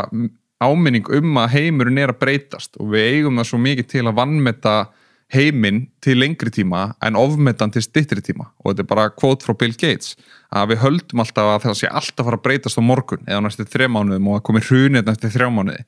en síðan föttum við ekki að gerist eftir 2 ár eða 5 ár eða 10 ár og það ólangt frá okkur, við erum ekki hönnu til að skilja svona langa tíma, við erum bara hönnu til að vakna, gera eitthvað fyrir fólki okkar í kringum okkur, borða fá vatn og gera aðra grunnþarfir og fara síðan að sofa og síðan bara restart. Það okkar svona primitífa nálgun á heiminn. Þannig að tími í svona löngu formi þegar orðin 80 ára gömul, þetta bara, það ekki hægt að skilja þetta og þegar þú segir eitthvað 700 og eitthvað klukkutímar sem við lifum, ég meina, ég get ekki skilja þessa tölu, af því ég hef ekki upplifað 80 ára af ævi. Þannig að þetta svo fjarlægt og maður vonar alltaf einhvern veginn að bara allt fari vel og svona þetta reddast, en við meðum ekki gleyma að þetta reddast út af því að við reddum þessu. Það reddast ekkert að sjálf sér, við reddum þessu. Algjörlega. Og þar alveg ég reddi þessu, þannig að við þurfum að hugsa þetta svolítið þegar við förum inn í nýjan heim og koma mikla tæknibreytingar að við megum ekki bara setja fötin á hausinn og vona besta eða hausinn í sandinn og vona einhvern veginn að ríkisstjórnin bjarga okkur, skilur mig. Við þurfum svolítið bara að hugsa fyrir okkur sjálf, taka eigin ákvarðanir, gera það sem við viljum gera, vera svolítið rebel og taka okkur eitthvað málefni og svona vinna þau áfram, hjartans mál. Við erum kannski ekki í öllum bardugunum í einu, heldur bara taka svona okkar og læra það sem þarf til að gera það og síðan bara vera og reyna að njóta lífsins. Þú sagðir í upphafið þáttar að tala að þjóðir voru að sannfæra aðra verðmæti þeirra gjaldmiðla, hvað nú og þú veist, við getum hugsað eitthvað svona sem svona gamla daga verðmæti, demantar, erfitt að finna þá, erfitt að grafa eftir þeim og gullið sömuleiðis og það ekki til endalaust af þessu, síðan erum við búin að tala fasteignir, ég meina það ekki til endalaust af þeim, jú, það að byggja fleiri en ef þú átt útsýnisíbúð yfir Esjuna og það ekki hægt að byggja fyrir framannana, þá áttu helvíti sjálfgjaveik. Það ekki margar svona eignir að fara að vera til eða ef þú átt íbúð í 101, það komast ekkert margar aðrar í viðbót. Ef það myndi hins vegar tvöfalda íbúðunarar, þá myndi þín hrynja í virði. Hvert konseptið á bakvið það að hlutir séu sjálfgjafir? Það ekki bara forsenda fyrir verðmætum? Og fyrir ekki bara til þess að klára eins og þú sagði með tíman þessar 700.000 klukkutíma erfitt að setja sig í samhengi, hvað eru 700.000 klukkutímar en þú getur alveg vita hvað 700.000 krónur ef einhver myndi útluta hérna eru 700.000 krónur og þetta eina sem mátt eiga restið af lífinu ég ekki alveg til í þannig þannig að mögulega fólk búið með 350.000 klukkutíma af þessum 700.000 þannig að maður hugsa út frá því líka, en fyrir ekki að sjálfgefni, það spilar náttúrulega risastóran part inn í alla þessa umræður sem búin að taka peninga, fasteignir og núna kannski gull og ég að reyna að fá það til þess að taka handbremsubeygina yfir í stóra B-orðið, Bitcoin. Akkurat, ég fæst ekki til að skipta mér finnst þetta svo áðan líka. Nei, ég algjörlega og mér finnst þetta líka algjör grunnur að þessu og ég ekkert að reyna byrja, allavega, ég ætla bara að sleppa það laus. Einmitt, við svona sjálfgefni og allt það, við í grunni erum safnarar. Við ferðust sléttur Afríku áður en flekarnir sameinuðust og allt þetta og við vorum bara safnarar og apar og vorum svona að reyna að finna eitthvað sem okkur þótti sniðugt til að vera nettust í hópnum og allt það. Þannig að við fórum og erum alltaf að bera okkur saman innbyrðis og svona reyna að keppast þannig að þetta sem kallast á ensku vanity eða sérstaða eða hvað sem maður vil kalla þetta í rauninni við viljum eitthvað umfram annan af því það bara þannig röðu okkur sem einstaklingar og dýr. Það alltaf eitthvað stíi, þú veist, við erum og viljum búa til samfélag þar sem við erum öll jöfn, en sellurnar okkar í líkamannum, frumurnar, segja okkur að við erum ekki öll jöfn og við erum alltaf að keppast innbyrðis eitthvað, af því að það bara hættulegt að vera á botninum í einhverju hjörð sem að lappar og reynir að fá mat, að þá færu bara matinn síðastur og allt það. Að safna þessari íbúð á Esjunni eitthvað sem allir geta ekki gert. Þannig að þú ert kannski með einn af hverjum 100 sem nær því. Þannig að það verður eitthvað sem að fólk svona vill gera. Það veit ekki af hverju, en það vill það. Þú veist, ef þú myndir spyrja fólk hvort myndir þú vilja vera á neðstu hæðinni eða efstu hæðinni og neðstu hæðinni sérðu maturubúna fyrir framan og efstu hæðinni sérðu Esjuna, þá þetta nokkuð augljóst ef að þú ert ekki að spyrja kostnað og allt það. Þannig að við söfnum hlutum og kannski til að loka sér umræðu að þá finnst mér ótrúlega skemmtileg saga þegar að vesturlandabúar sem við köllum í dag vesturlandabúa voru að landnema Norður Ameríku að þegar að vesturlandabúar fara og koma þarna og taka yfir landsvæði annara en byrja að stunda viðskipti þarna þá var svona svolítið þekkt í Norður Ameríku að nota skeljar sem gjaldmiðil. Þau voru með svona festar, þræddu þetta saman og í rauninni skeljar voru einhvers konar svona bartering gjaldmiðil, svona hlutskipta gjaldmiðil. Og það sem sturlað og bara svona ótrúlegt að ættbálkarnir sem voru næst sjónum var mjög hættulegt að ná þessar skeljar þegar voru eitthvað langt frá og rak sjaldan upp að landi og eitthvað litla skeljar. Ættbálkarnir næst sjónum voru ekki þeir sem voru ríkastir af þessum skeljum. Það voru einhver ættbálkar inn í miðju landi, það sem Texas og allt þetta bara góðarins löndina sem heitt og ótrúlega auðvelt að lifa og það fundust bara skelhrúgur og það engin ástæða fyrir að það hefði komið sjór sem að setti skeljar þarna eða eitthvað, bara fundust bara fjöllin af skeljum bara upp á miðju landi og í rauninni þetta var það sem fólk var að nota til þess að safna og stunda þessi viðskipti eins og við notum með þjóðagjaldmiðil í dag. Vesturlanda búið að koma þarna og reyna að sannfara bara, nota breska pundið. Það bara good shit og við skuldum bara pening og þú getur keypt skó í staðin fyrir þessi skinn eða hvað sem þú lætur okkur fá og við getum gefið ykkur áfengi og eitthvað svona sem þeim fannst sniðugt, skilur mig. Vesturlanda búið að reyna að samfara þetta eða nýlendu einstaklingar sem að koma þarna inn og fyrst þetta bara nei, við erum bara með okkar kerfi og þú veist, við trúum ekki á annan pappír sem þetta rétti með eitthvað skjal sem segir að ég eigi 1 pund eða eitthvað, þetta er bara vitleysa, þú veist, ég geti kveikt í þessu og fengi hita í 2 mínútur, þetta bara meikar engan sens. Síðan byrjuðu þeir að koma með hluti sem að voru bara þannig að þeir vildu bara skipta fyrir pund, þeir sögðu bara ef þið ætla að fá þetta þá taki við pundum og allt það til að reyna að búa til þetta hringhagkerfi. En á undan því, þá fóru Bretarnir, af því þeir áttu geggjuð skip, þá fóru þeir að sækja þessar skeljar og þeir byrjuðu að skipta og sækja skeljar og skipta við fólki sem var native í því landi og þynti alla út. Það bara allt í nú voru fullt af skeljum og í rauninni skeljarnar eru verðlausar, þannig að þau mistu trúna, þannig að loksins fór fólk að nota þetta kerfi þegar trúið að þetta væri betra. Þannig að Bretarnir voru bara sniðugir að í rauninni þynna út gjaldmiðlakerfi þeirra sem voru þarna fyrir og koma með sitt kerfi sem leiddi til þess að þau voru algjörlega háð hvað var að gerast á Bretlandseyjum út af því að þau voru háð þeirra peningahagkerfi. Þannig að þetta er svona ótrúlega klikku leið til að stjórna og bara skemmtileg saga og ég örugglega íkja og fara eitthvað smávillust með en þetta var í grunninn svona og bara segir manni hvað þetta skiptir miklu máli. Ég meina, eitthvað sem sjaldgæft verður ekki sjaldgæft út af einhverjum öðrum faktor, hvað það einstaklingur sem að skemmir það eða þjóð eða eitthvað og í rauninni eitthvað sem við trúum á getur breyst yfir nóttu eða yfir nokkur ár gegn okkar vilja þó svo að við vonum það besta og allt það að þá þetta bara þannig að ef þú getur búið til eitthvað endalaust þá gerir eitthvað það. Þetta er bara svona þú vilt ekki svindla öðrum en 1.000 vill kannski svindla og það eru 8 milljarðar á jörðinni þannig að þú ert með bara 10 milljóna manna sem eru tilbúin að búa eitthvað til sem að finnir eitthvað annan út. Já, og þessi útþynning svo mikilvægt sem bara þú sjáir sand í fyrsta skipti sem krakki og þú ert bara, wow, hvað gaman eitthvað að leika sér með þetta og þetta er rugl og sem bara allt í einu fer í fjöru og þú bara, ok, það er bara til nóg þessu. Ég þarf ekki að passa þetta, að geima þetta heima á mér, það er bara, ég veit að þess að í fjörunni, engin skortur á þessu. Og af hverju ætti þá og þetta er það sama og þú er náttúrulega bara augljóslega að tala gullfótinn áðan, þú veist, við segjum þú fær pening og í staðinn getur þá þarf ekki að fara með gullið þetta á milli eða brjóta eina flís út úr gullmólanum til þess að kaupa brauð, þú getur bara átt hennan pening og hann er ávísun á gullið en síðan er ákveða að framleiða miklu meiri peninga heldur en nokkuð tíman til gull, þannig að þá verður til bara alls konar misræmi í heiminum, en það sem er mjög áhugavert í þessu er að við reynum að búa til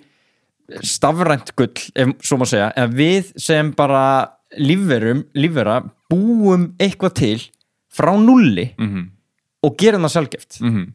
Er það einhverju leiti ágætis lýsing á Bitcoin eða? Við byggum til bara sjálfgefnina sjálf. Akkurat, að fólk er breyst og fólk bara er ítrekkað í gegnum mannkynsfjöna, fólk hefur verið að búa eitthvað til og finna það út, það er bara svona saga mannkynsins. Glópa gull náttúrulega? Já, og að bara svindla á öðrum, það er svona saga mannsins í rauninni til dagsins í dag. Og þarna 2008, 31. október,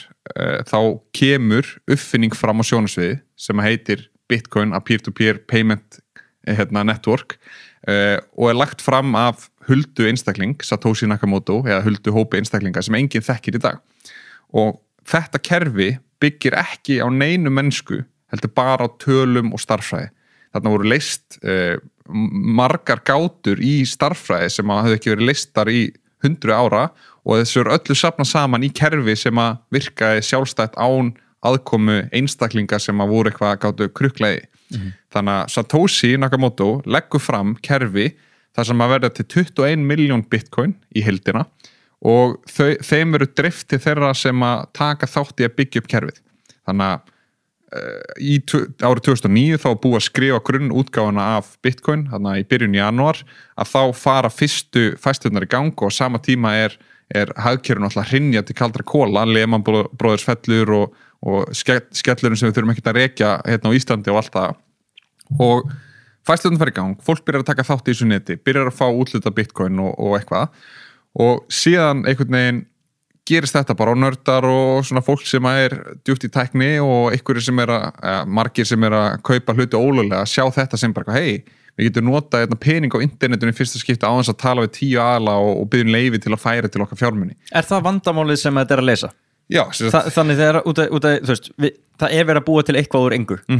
En hvaða vandamáli verið að leysa? Akkurat. Bitcoin leggur á borðið nýja lausn og einu lausn sem til í heiminum enn þann dag í dag. Að færa til verðmæti á internetinu án þess að þurfa að leggja traust á neitt annan aðila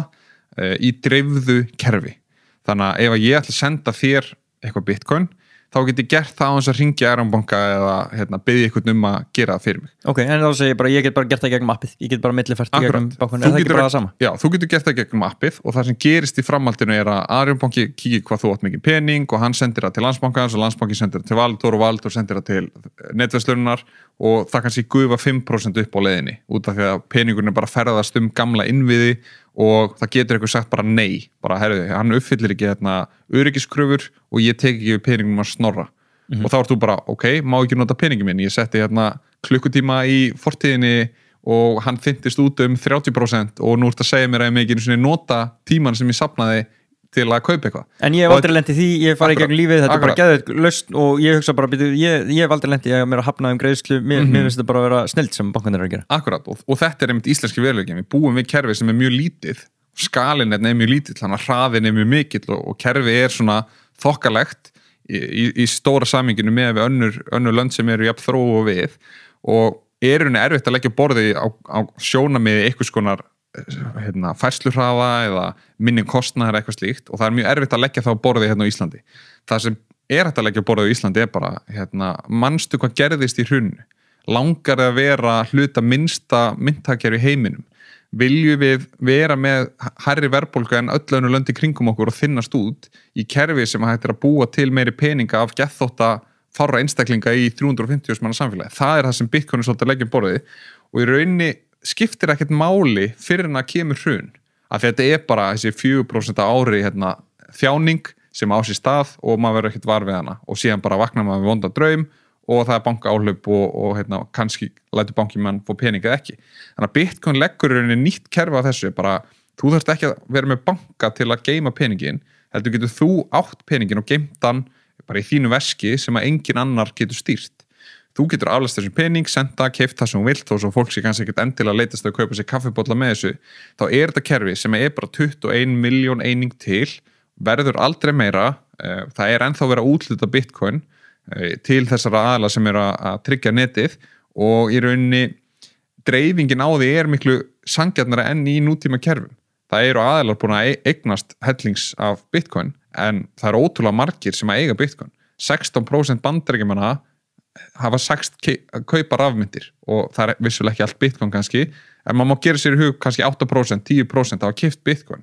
og það var könnunum daginn sem ég sá og ég las reyndar ekki hversu mikið skekkja var og hvað úrtaki var stórt, það voru einhverju 10.000 og var fólk á Vesturlandi spurt hvort treystirðu Bitcoin betur en þínum lokal gjaldmiðli og 40% sögðu að þau treystu Bitcoin betur og þetta eitthvað svona, þetta eru tölur sem maður hefði látið sér dreymum fyrir nokkrum árum þegar að Bitcoin var komið miklu skemur en rauninni bara eitthvað svona, ok, það verðmæti, þau gera þetta og síðan kemur eitthvað peningaprentunar konseptið og COVID onni þetta og það rauninni bara á sama tíma og það verið að segja herru, við erum með kerfi sem að gæti make a sense, vitum ekki ennþá en eru komið ansi langt, þetta tillagan, það ekkert að breyta því, tölvurnar sjá til þess að ekkert breytist, það enginn sem ítir á prenttaka eða neitt hannig, og sama tíma hinum einn eins og það sé bara keppnum að skemma peninga. Þannig að þú varst að lýsa Bitcoin-kerfinu og nú ert að lýsa Fiat-kerfinu, þess að bara peningakerfinu Íslandi eða dollarinu. Þetta orðið svona eins og bara, þú ert alltaf að reyna að yfirvinna vandamáli í nútíma kerfi með það sem gerast á undan. Í hruninu þá setti bandaríska ríki $800 miljardar til að bjarga öllu bankakerfinu. Núna búið að samþykja í bandaríkjunum 2 eitthvað svona emergency bills til að bara þrykkja peningi í hagkerfið upp á 3.000 miljardar hvor. Sem sagt bara 2 pakkar og hvorum sigar 4-falt stærri en allt bailoutið 2008. Þannig að vera að sturta nýjum skeljum inn í Texas. Já, það bara sko, fólk að keppast að framleiða skeljar og á sama tíma ertu með Bitcoin og Bitcoin bara að reyna að gera sitt og það í rauninni bara hugmyndafræði sem lögð þarna á borði og í rauninni versti óvinnur peninga eru seðlabankarnir og löndin sem að taka allt mikið pening og í rauninni bara þrýston minn í kerfin og núna allt í að koma verðbólga sem manni fannst fyrirsjáanleg en kannski fólki fannst ekki fyrirsjáanleg. Nú verðbólga bara húsnæðismarkað 17%, verðbólga í Íslandi 5%, verðbólga í Bandaríkjunum 6,5% og takturinn miklu meiri. Það kemur 2 stafa verðbólga einhvern tímann. Það ennþá verið að tróða í kerfið þó að verðbólga sem fer á stað. En þá sé ég við þig, heyrðu, ok, ég keypti Bitcoin einu sinni og það hrundi niður 90%. Ég var nú bara freka til í það heldur en freka til í einhverja 17% hækkun og fastegnamarkaði heldur en að mitt virði fari niður 90%. Einmitt. Og munurinn liggur einmitt þar að þú ert að bera saman Bitcoin við eins og gjaldmiðla og annað. Að Bitcoin kannski með einhverja skilvirkni, það getur verið á internetinu og það eru lausnir þar sem getur fært Bitcoin til bara á nokkrum sekúndum og allt það, einhverja skilvirkni umfram nútíma verðmæti sem á föstu formi en þegar þú fer að bera saman bara hugmyndafræði bara vil ég vera í kerfi sem hægt að þinna mig út og þinni mig út bara að lágmarki 3% eða 2,5% sem markmið Seðlabanka sem næst aldrei og aldrei 2,5% bara 3-5% bara núna og ef illa fer 10% skiluru eða meira og vil ég vera þar og taka upplýst ákvörðun það eða vil ég vera í kerfi sem ég veit að ég verð ekki platar á 20 árum í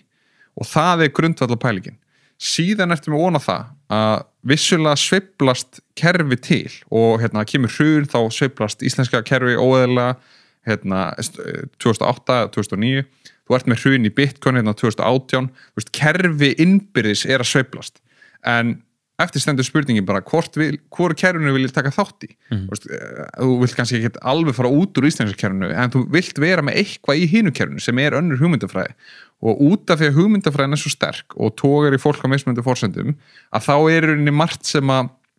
gera verkum að fólk flikkist yfir það kerfi og það kerfi að stækka og það var aldrei ná að banna það eða drepa það neitt og 12 ára síðar þetta stærsta ógn við nútíma valdastjórnun í heiminum þannig séð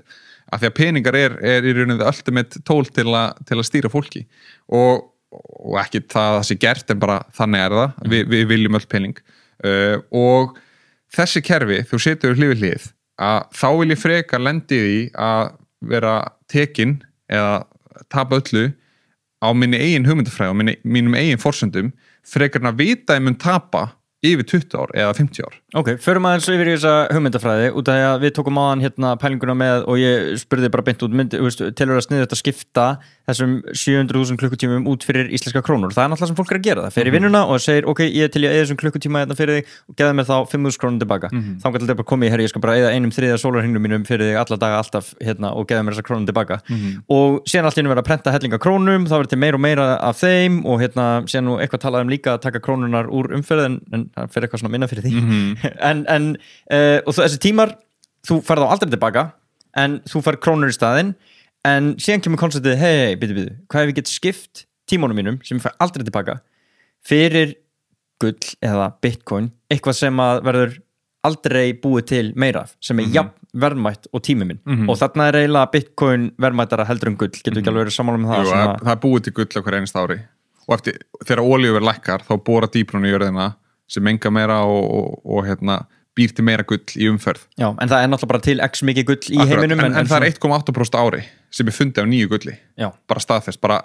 vigtað gull, ekki í verði, bara vigtað gull aukalega. Og hversu mikið mænað af Bitcoini? 1,6% eins og staðin núna og fer minkandi á 4 ára fresti gerist helmingun, þannig að hún átti sér staði fyrra og þá var þetta 3,1%, nú þetta 1,5% og eftir 3 ára eða 2,5 ár þá verður það að koma undir 1%. Þannig að þá ertu í fyrirsjáanlegu módeli sem stýrt af tölvum, ekki einhverju peningastefnu nefnd. Og þegar þú skiptir klukkutíma fyrir eitthvað Bitcoin, ef við horfum á þetta út af minnst bara tími gott entry point í þessu, þá veistu að þú átt þetta eina Bitcoin og það verður aldrei fjölgað neinu Bitcoin þarna, en aftur á móti þá eru hellingssveiflur í gangi í þessu kerfi. Akkurat, og þú getur sagt, af hverju myndi ég vilja skipta í eitthvað sem svona sveiflukent og það einmitt bara ástæðan sem ég nefndi á þann, en líka bara að ég trúi því að fólk trúi á Bitcoin þegar það fer að spá í þessu. Ekki 10 af 10, heldur kannski 3 af 10. Þeir 3 af 10 fara sín og tala aðra og þá getur fólk sagt að þetta ekki bara píramídasvindl og allt það. En það það ekki, að þetta bara ný hugmyndafræði. Þetta bara ný trú eða kirkja eða peningakerfi eða seðlabanki, þetta bara eitthvað svona koncept sem við getum trúa á eða ekki. Og ég trúi því að þetta kerfi sé betra fyrir mig á þeim forsendum að í rauninni það ekki að gerast eitthvað ár frá ári sem að skadar mig og ég veit að það mun ekki fara niður í 0 út af því að það hefur kosti fyrir fólk í heiminum. Þó að kannski fyrir Íslendingar þetta að sjá það, fyrir utan alltaf hrunið og alla þjáninguna og allt sem átti sér stað þar og vitleysuna sem átti sér stað í peningkerfinu. En í heildarsamhenginu þá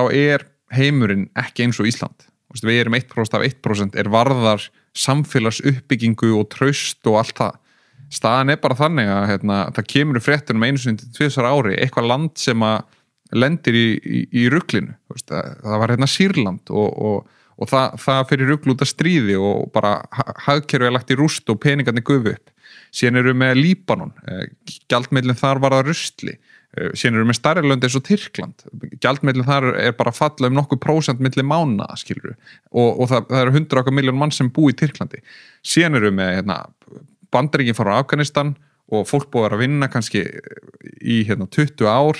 fara að trúa á vestræna kerfið, síðan bara öllu skipt út og allir peningarnir í bankanum og það var fréttum daginn og rúf þess að fólk var búið að býja 4 daga til að ná nokkru þúsund köllum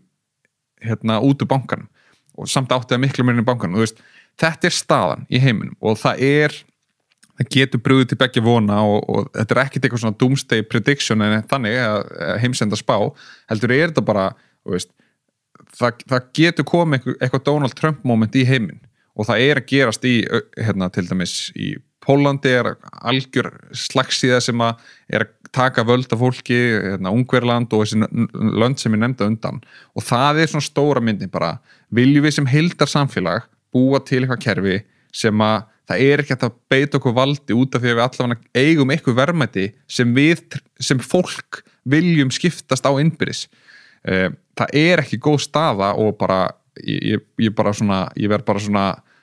ótrúlega hræddur og bara svona, ég fæ gæsahúð í alvörunni þegar ég segi þetta, að bara vera í landi sem eitthvað fellur, bara Þýskaland þegar stríðir að byrja og vera gyðingur eða búi í Afganistan eða vera læstur inn í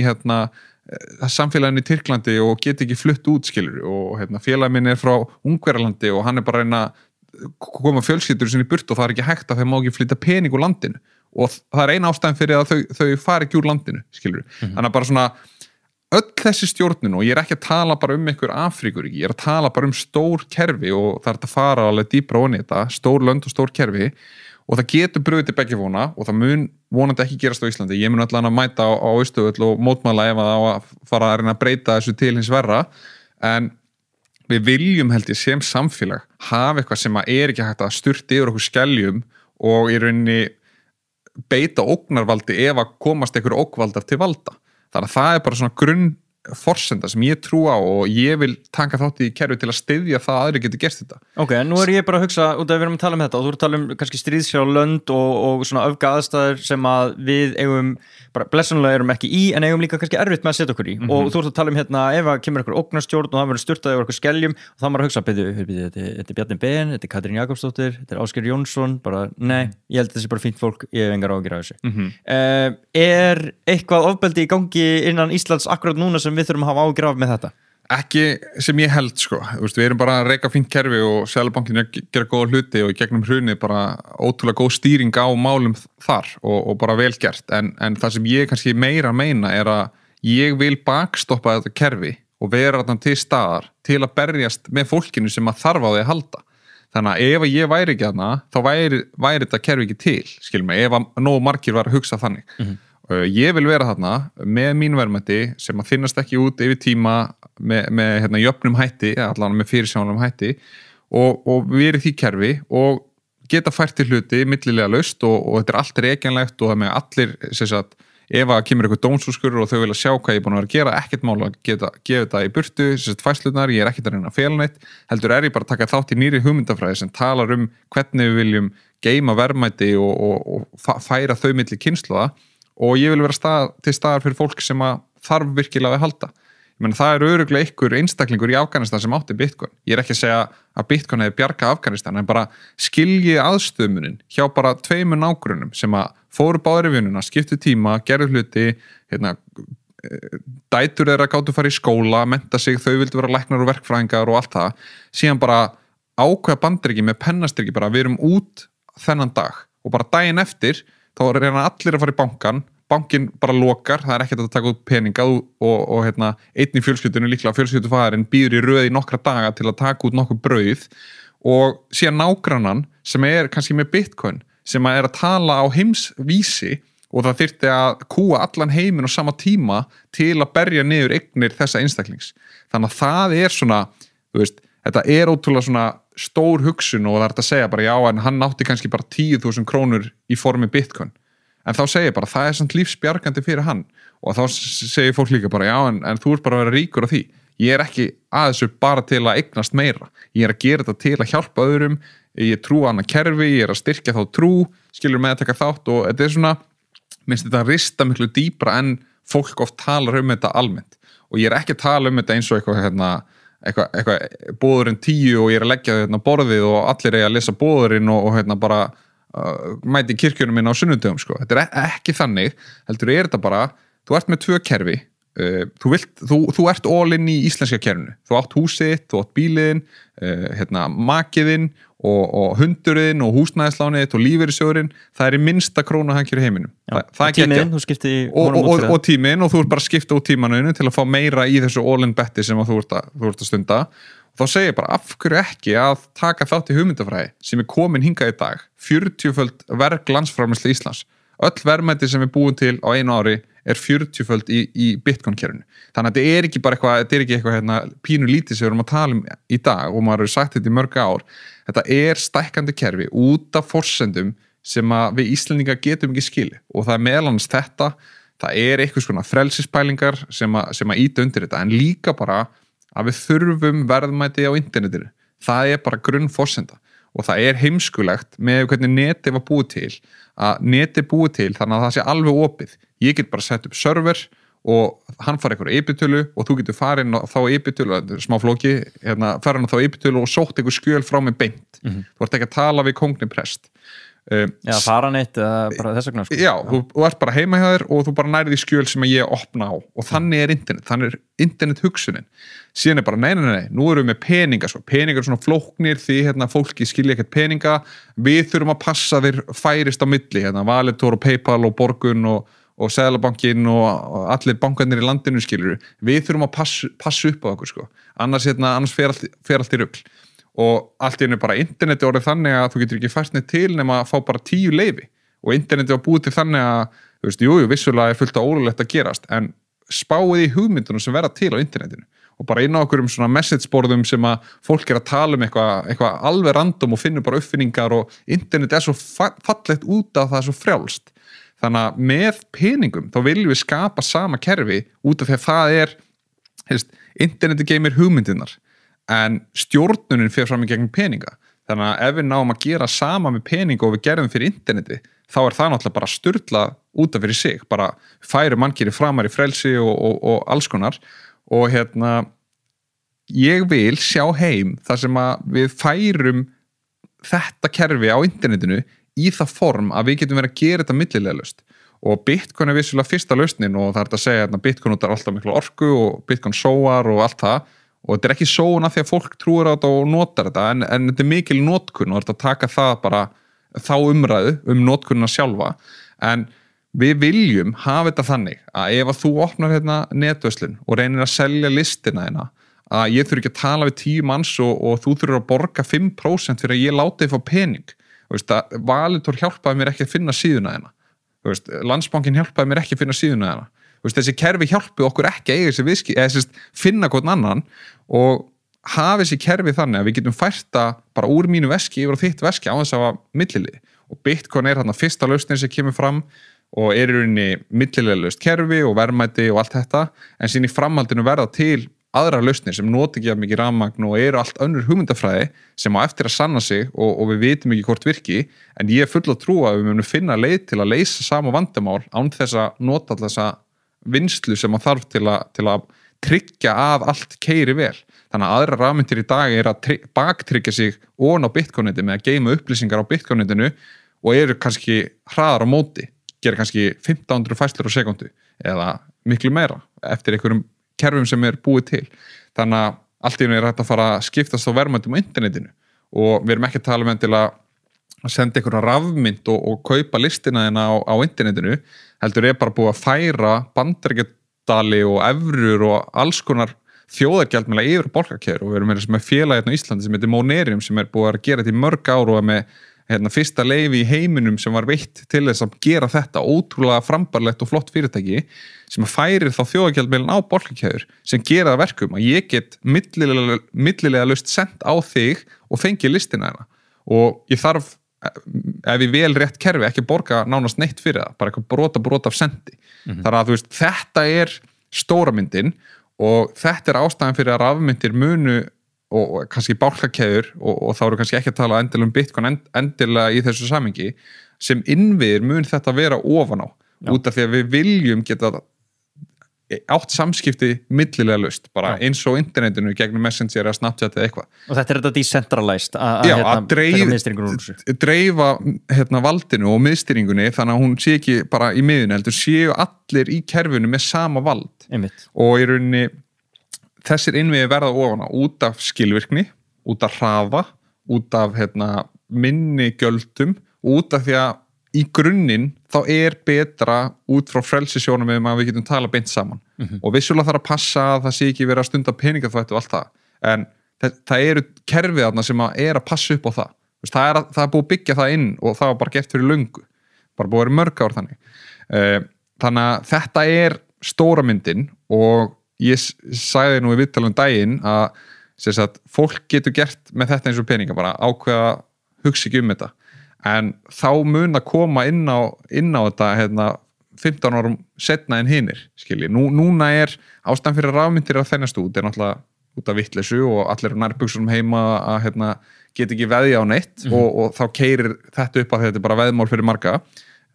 einstaklinga en í rauninni þetta svona í heildsinni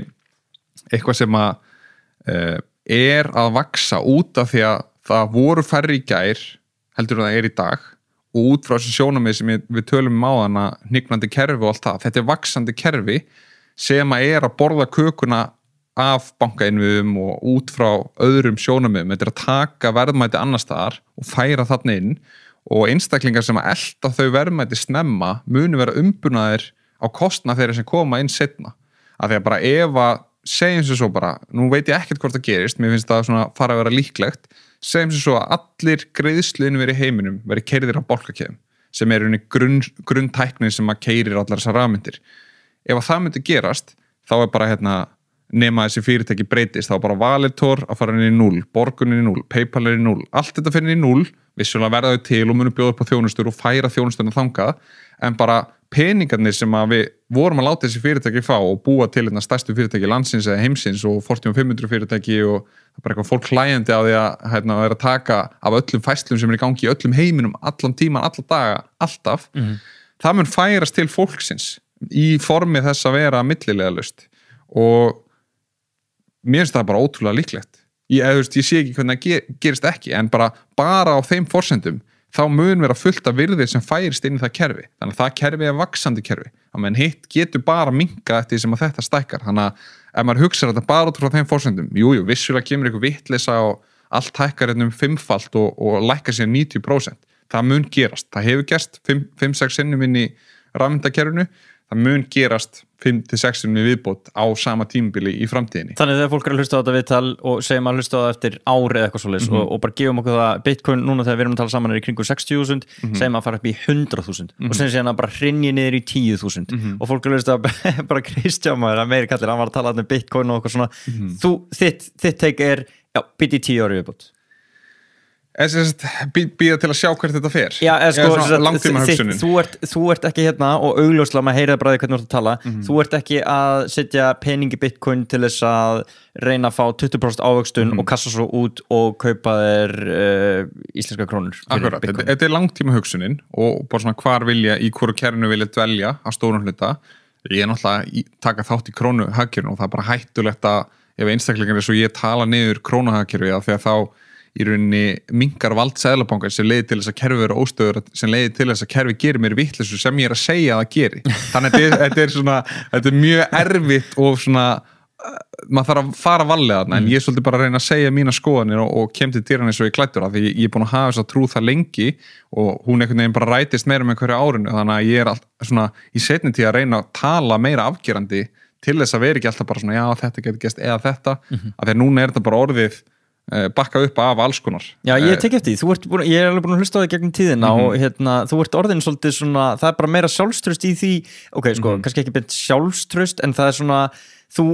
segir hlutir sem krefjast þess að þú hafir meiri opinberi trú á því að þetta virki. Akkurat. Sammála því, eða? Sammála því og ég var alltaf þannig að ég hafði mikla trú á þessu, en síðan þegar allt fór að keyra, þá svona dró ég mig aðeins í hlé, af því ég vildi ekki vera að berja á drumburnar þegar Bitcoin var að hækka. Þannig að og þannig þegar lækkar það sem er Kristján maður. Þannig ég fann til ábyrgða skilur að vera að peppa fólk þegar Bitcoin væri $3,000 eða $6,000 2018-19 en ekki þegar það væri $20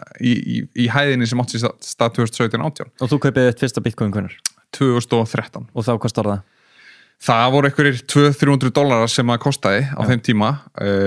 og þetta voru ekkert eitthvað svona kalkuleituð kaup og einhver stór sín. Ég keypti eitthvað, ég man ekki hvað það var 0,2-0,5 Bitcoin og ég á ennþá e-mailin að ég þurfti að kaupa eitthvað, það voru gjaldeyrishöft. Það var ólöglegt að kaupa erlendar eignir og ég mér þess að stofnaði startup 2013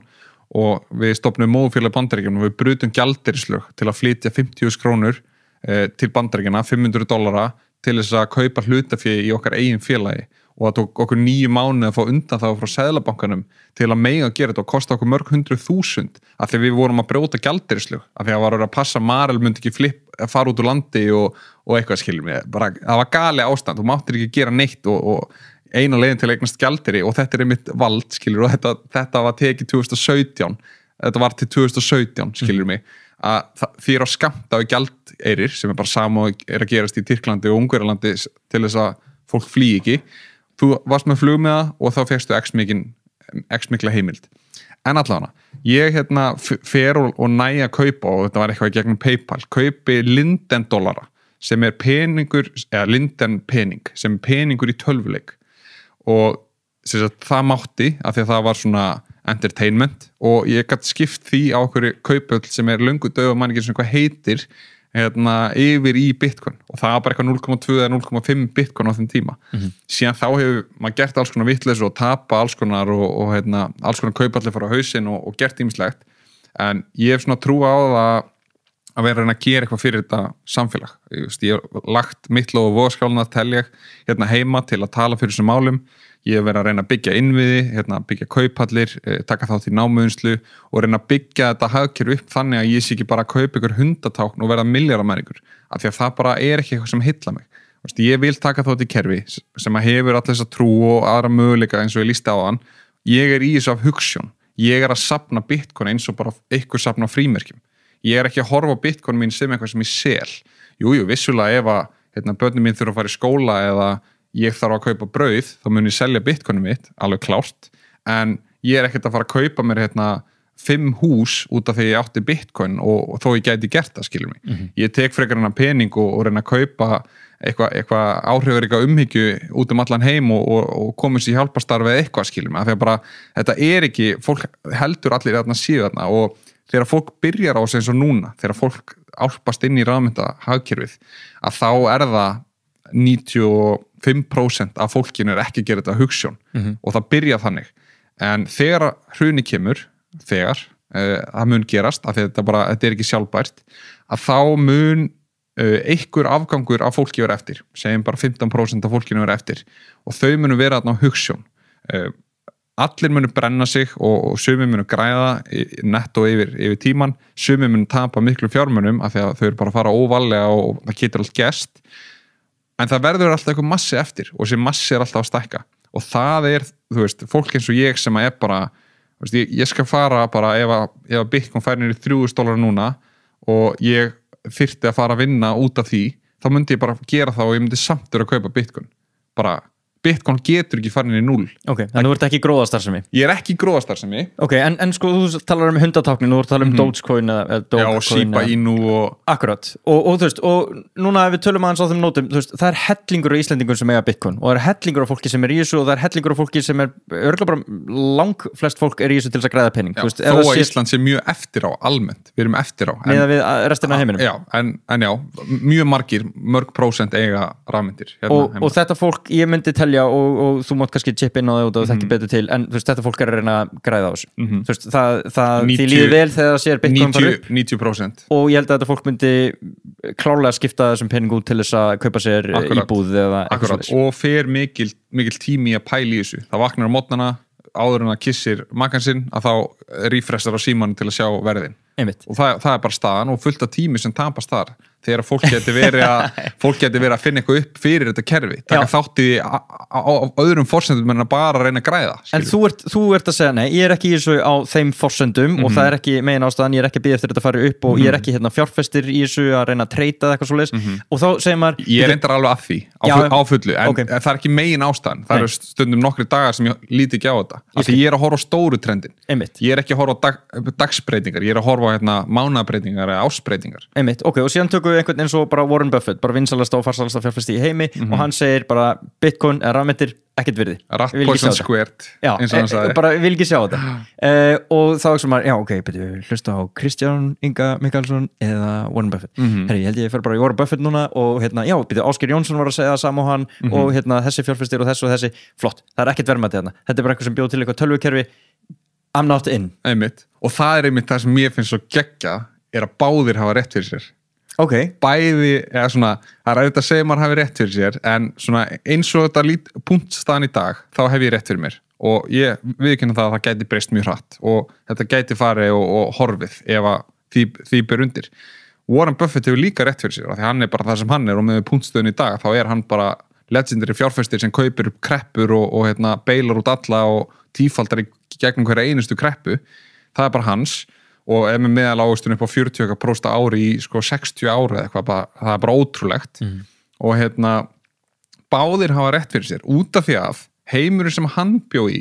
var þess eðlis að þú gast verið að taka og flippa einhverjum lagurum, keypt lager af einhverju og bætt rekstrastöðu fyrirtækisins og það var allir bara framlegis mikið og hægt var, þannig að hann var í rauninni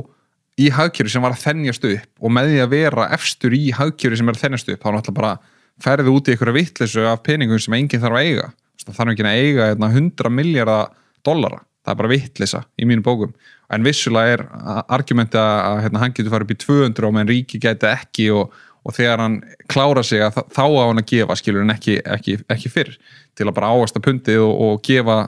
mest í lokin, sko. En hann í þessu kerfi sem að þennjast út og gamli heimurinn auðlindadrifa hagkerfi sem að keyrir allt í botn og svolítið að gera þá hluti og ég hef rétt á þeim sjónarmiðum fyrir mér varðar tæknibreytingar og það sem koma skal fyrir heiminn. Þú veist, argumenti hans eða hans rök eru svo mikið ekki internet hugsun. Þetta hugsun hjá klár, maður heyrir það, hann veit hvernig hann lýsir sér klárt, en þetta koma úr ranni sem verður til fyrir internetið og nánast fyrir tölvur, skilur mig. Samt ekki svona fyrir internet hugsun. Og það bara þannig að internetið að fara út allt og það orðin fasti, það mun ekki breyta því, við vitum gæði internetsins og galla og allt það. Internetið mun salsa undir sig meira og það sem ég að segja að við erum loksins komið pening á internetið og út af því internetið að vaksa, þá mun þetta vaksa og það fullt af pening á internetið sem ekki peningur á internetinu, heldur einhverju milliaðalar og þar að leiðandi mun þetta geta gerst sem ég að lýsa. Þannig að það eru þessi tvö argument og bæði hafa rétt fyrir sér. Buffett, hann talaði Apple niður þangað til fyrir svona 4 árum síðan. Hann var bara, Apple, þetta bara allt og yfirverðlagt fyrirtæki og bara ég skilit ekki, bara með sinn síma á gamlan síma, skilur taka síma, keyrir á sama bílnum, býr í sama húsi, bara ógeðslega hömbul gæi og bara ég lít fáralega upp til hans á þeim forsendum, en síðan ertu bara með mann sem að trúði ekki á Apple og Apple búið að valda straumkvörum í heiminum og vissulega að segja eftir á eitthvað, það sá þetta allir, en fyrir 4 árum skilur, þegar við vorum búin að vera með iPhone í 8 ár, ég meina Apple var búið að breyta heiminum og samt voru hann að tala niður og síðan í dag hann stærsti einstakki fjárfestirinn í Apple að því hann var bara, heyrðu, heimurinn að fara í rugli og Apple að framlega geggjaða vörur meira og ég bara svona hættur að tala þetta niður og ég farin að kaupa Apple, skilur mig. Og það var eitt legendary fjárfestir núna í síðustu viku, ég man ekki hvað hann heitir því miður, sem á networth upp á $5 miljardar, 650 miljardar íslenska króna í rauninni hans virði. Hann sagði bara, my first reaction to Bitcoin was a knee-jerk reaction. Þegar hann kemur fram, að þá segir hann bara, Bitcoin bara rugl og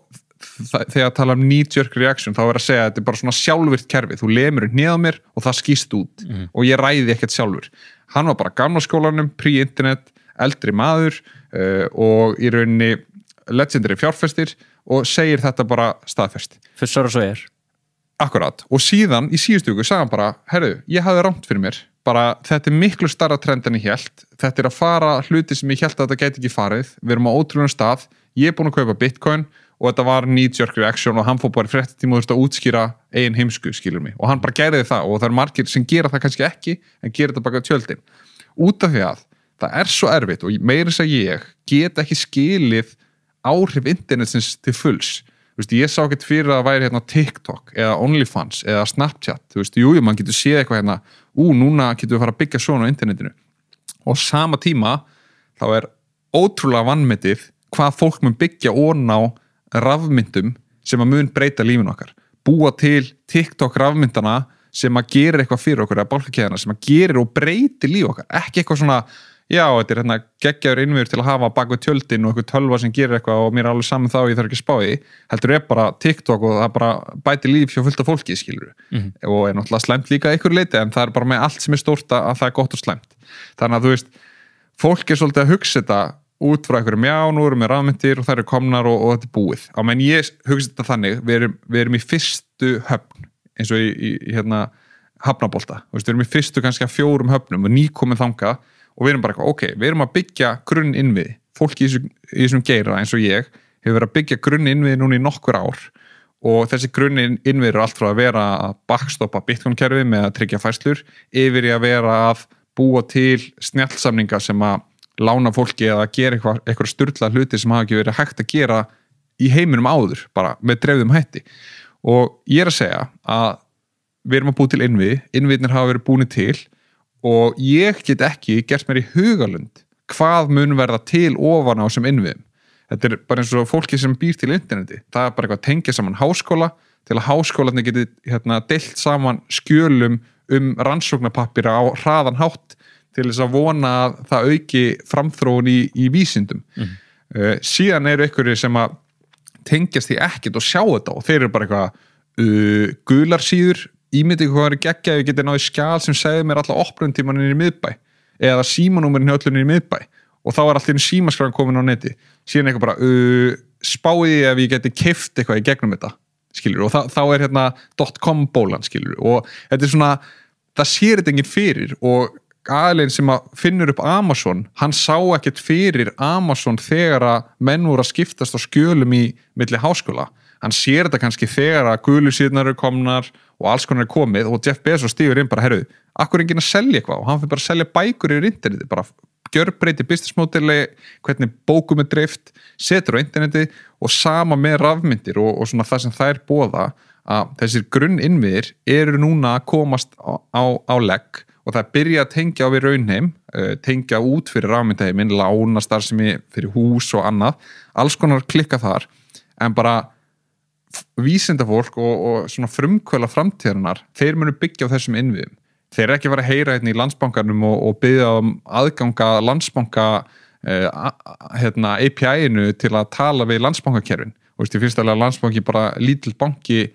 hérna á þessari bláu plánetu sem við búum á, en á móti kemur bara þarna talar engan, og auðvitað beinast sjónamið og hugsun allra klárra einstaklinga að þessu kerfi umfram hitt kerfið. Að þegar þið langar að breyta ykkur, þá ertu bara eitthvað, þú byrjar að breyta í staðin fyrir að fara í gegnum 3 ára ferli, sækja mig eitthvað á FME, tala á Landsbankan, bla bla bla bla bla, ótrúlega þungt. Öll nýsköpun er 10 sinnum hraðari ofan á rafmyndum, út af þessu. Þetta er opin hugbúnaður, allir geta fara að byggt þarna, 12 ára einstakling getur farið, hann þarf ekki neinn leyfi, getur bara búið til samning og vinir hans geta fara skiptast á einhverjum kortum, NFT með, þú veist, þetta er bara, við erum komin svo skamt að við vitum ekki einu sinni hvert þetta mun taka okkur, og markaðshlutdeild internetsins var ekkert 100% og er það ekkert einu sinni í dag. Hún var bara, fyrst var hún 1%, síðan var hún 2%, síðan var hún bara lengi 15%, það tók 5 ára að fara á 15% árið 1995 upp í 40% innleiðingu á Vesturlöndum, þreföldun á 5 árum, og síðan var þetta bara ótrúlega hæg bylgja upp á, bara 2% á ári eða 3% á ári í bara 10 ár, síðan koma snjallsímarnir og núna er þetta bara 90%. Og þetta er svona grunnurinn á því sem rafmyndir keyra orna, og bara er eitthvað sem að fólk á að tilenga sér. Heimurinn er að breytast, mannfjölda þróunin er að breytast, og það var þessi kerfi sem við tölum í byrjun, en það sem ég er að segja er að við erum með nýtt kerfi, og það er að breyta gamla kerfinu, en innan þess kerfis verða líka mikla breytingar, og við erum ekki búin að sjá 90% af því sem mun eiga sér stað þar. Einmitt. Og við erum búin að fara eins yfir þetta, svona tippláði hvað varðar verðmæti og þess aftur í þessu, og þú ert búin að nefna bálkakeður nokkru sinnum, og ég veit ég ætla ekki að fletta ómikið upp í bara alfræði orðabóka skýringunum á hlutum, en þetta er svolítið áhugavert, og ég fattaði kannski ekki, veist, ég held ég skildi alveg svona proof of work og allt þetta, og já, þess vegna er þetta eða svona miklu rafmagni og svona, en síðan einhvern veginn þegar ég bara svona áttaði með aðeins á grunninum, það fattaði svona, já, ég fattaði ekki alveg hvað vandamál verið að leysa þarna, og þá verið að tala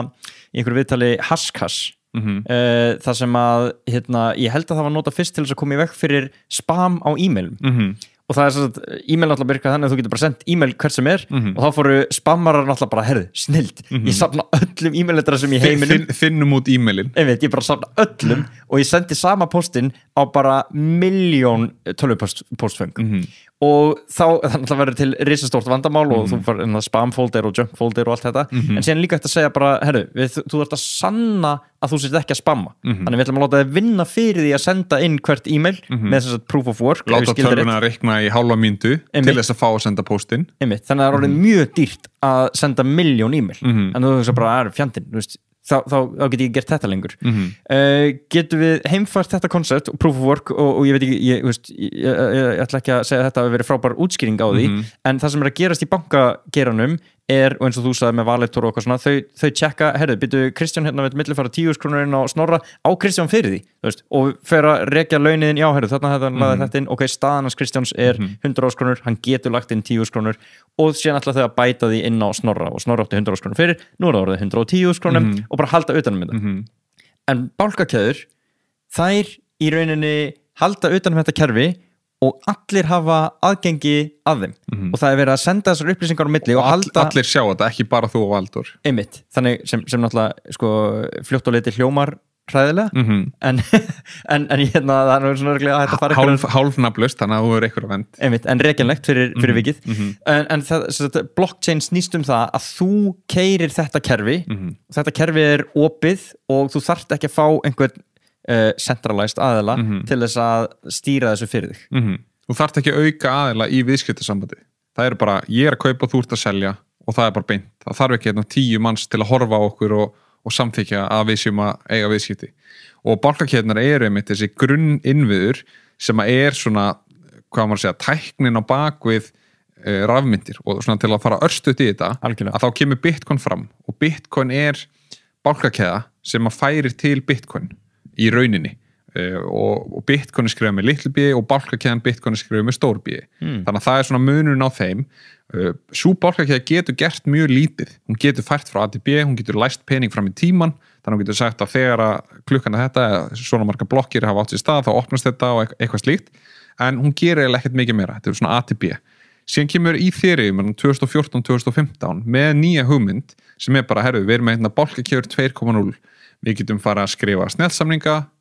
sem eru forritanlegir peningar og forritanlega verðmæti og fara að færa til frá A til B en verið með escrow-reikning eða geymslu-reikning eða vörslu-reikning og fara að gera sturlaða hluti, búið til NFT, búið til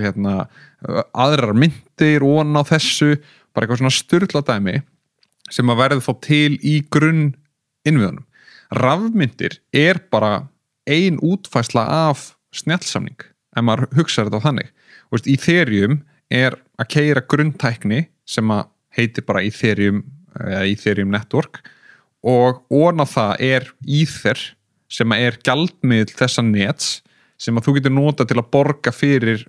alls konar færslur af því eða bara fjárfest í því ef þú trúir á að neti vaxi skilur mig og það er ástæðan fyrir að Ethereum hækkar og rafmyndin Ether er bara ein af mörgum lausnum á þessu neti. Þannig að hún er færð til frá A til B eins og var gert á Bitcoin-netin á undan en síðan ertu með alls konar snjallsamninga sem geta lánaði peninga, þeir geta stunda uppgjörsviðskipti, þeir geta skipt niður greiðslum, þeir geta lagt á þau fram í tíman, þeir geta stunda einhvers konar svona spámennsku ef að þetta gerist þá færðu peningin og allt þannig að þetta byggja sturla innvið þar og í rauninni rafmyndir er bara eitt af þessu sem keyrir ofan á. Þannig að í Ethereum til dæmis er orðin bara gata, bara gata fyrir bíla og ofan á því eru bara alls konar bílar, allt frá að vera einhverjir ömulegi bílar eins og bílinn sem ég átti sem kostaði 25.000 krónur 2017 og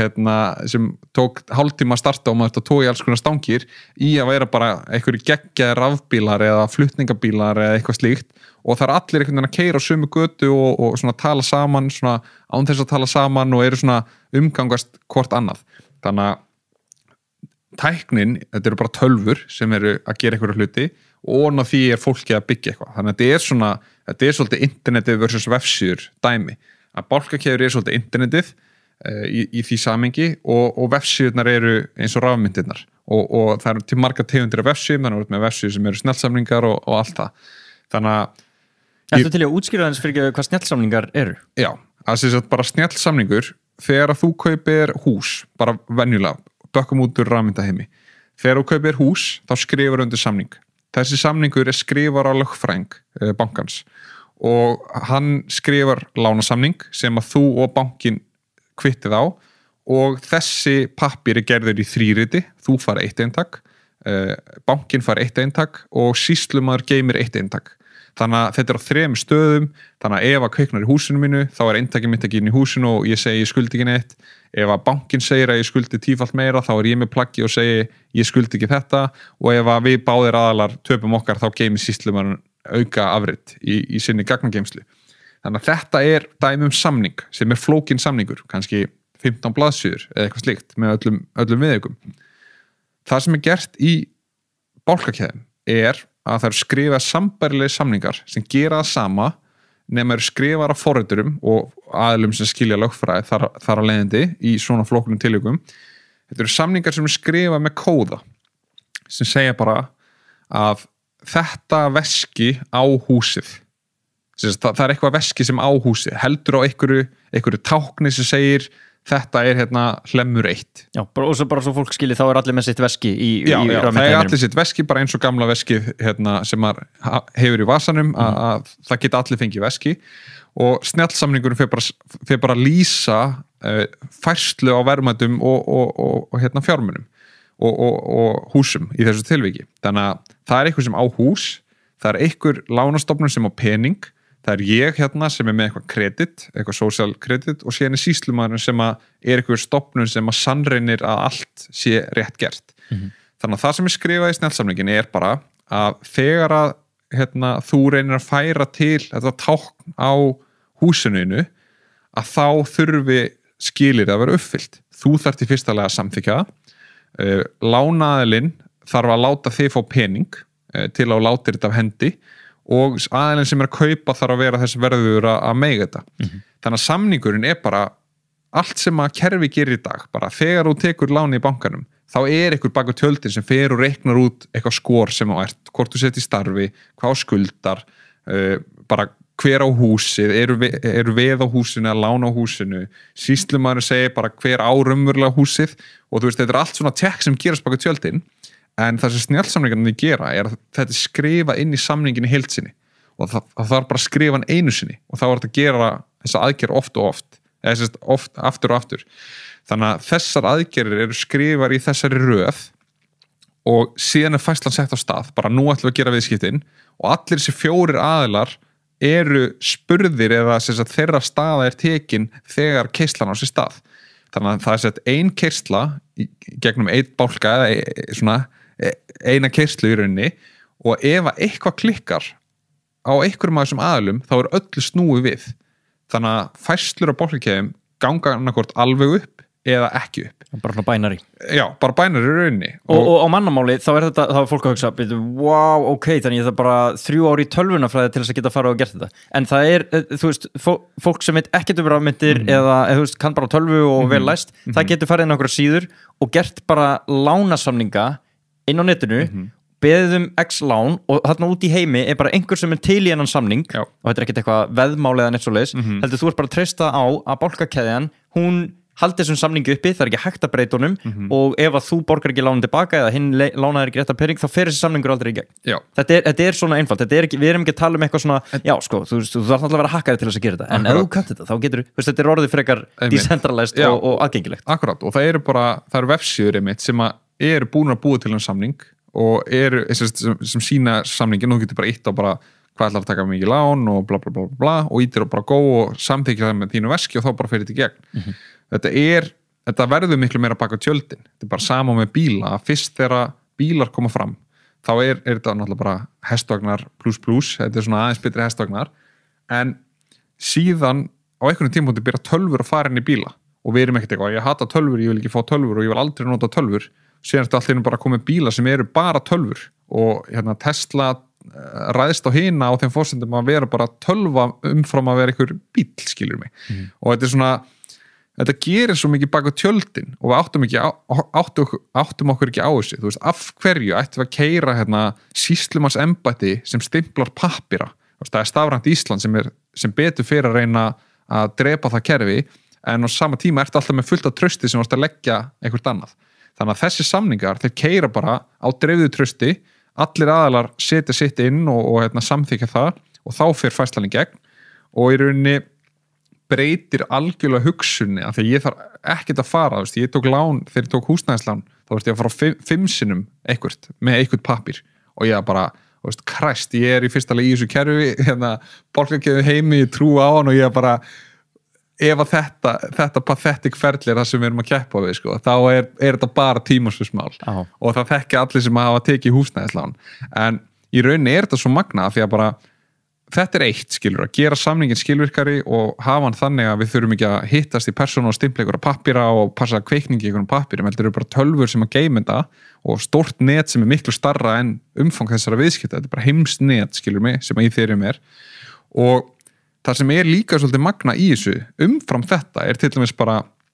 lánastofnunin sem að lána með pening, hún rukka mig vexti og í gegnum hennar samning vissulega þetta sjálfvirkni þessa vexti en þá bara spurt, af hverju þarf það að vera lánastofnun sem lána mér? Af hverju það ekki bara einhver einstaklingur sem á pening og vill fá vexti sem að lána mér þetta beint? Þannig að í heiminum í dag, þú fer kannski í bankan eða afi minn með bankareikning, hann setur sparnaðin sinn í bankan og vonast til að fá vexti og hann með 2,1% vexti á þeim reikning og vissulega verðbólga búin að hækka þannig að vextirnir getur að breyst en munun á verðbólgu vöxtunum er kannski 2%. Bankinn tekur þennan pening og í formi bankalaga og reglna þá má banki lána með 5-falda upphæð með það sem afi lagði inn og það er svona áhættu viðmið sem að liggja inn í bankkerfinu. Þannig að afi lætur bankan fá 1 milljón,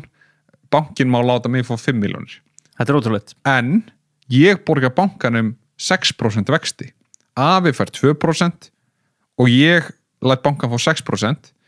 og við hefðum alveg getað að tala saman og búið til traustið en það er bara erfitt í raunheimi af því að það getur á svona gerst og við kannski viljum ekki breyta okkar samband á þann hátt. En í gegnum snjallsamninga þá er trausti búið til milli aðila sem þekkist ekkert og afi gæti verið að lána inn í þennan snjallsamning og síðan gæti ég óvart tekið lán úr þessum snjallsamning og afi gæti verið að fá þess að vexti beint. Þannig að afi græðir 3-falt hærri vexti og þá er þetta spurning af hverju myndi afi ekki gera þetta? Jú, vissulega er einhver áhætta þarna en þá þarf maður bara að treysta á kerfið sem að liggur fyrir fram sig sem eru starffræði og tölur og allt það. Og þetta er líka eitthvað svona skilvirknisjónamið sem að mun gjörsamlega taka kerfið og flengja það endalega. Þetta er svona síðasti naglinn í kistuna þegar að þetta fara að vera normið af því að bara út frá mannfjöldaþróun þá eru að fara inn í lágvaxta heim. Jú, það getur komið verðbólga tímabunda því að það er verið að tróða pening en þetta er ekki út af því að það eru raun verðmæti að skapast sem að nemur verðbólga. Það er ekki þannig, þetta er bara peningur sem eru að tróða og þarna ertu með eitthvað kerfi sem að leifir okkur í lágvaxta umhverfi framtíðarinnar í kerfi sem er ekki auðlindadrifið þar sem við erum að menga og skemma alls konar dýrastofna og land og allt það sem að er með lágvöxtum leifir okkur að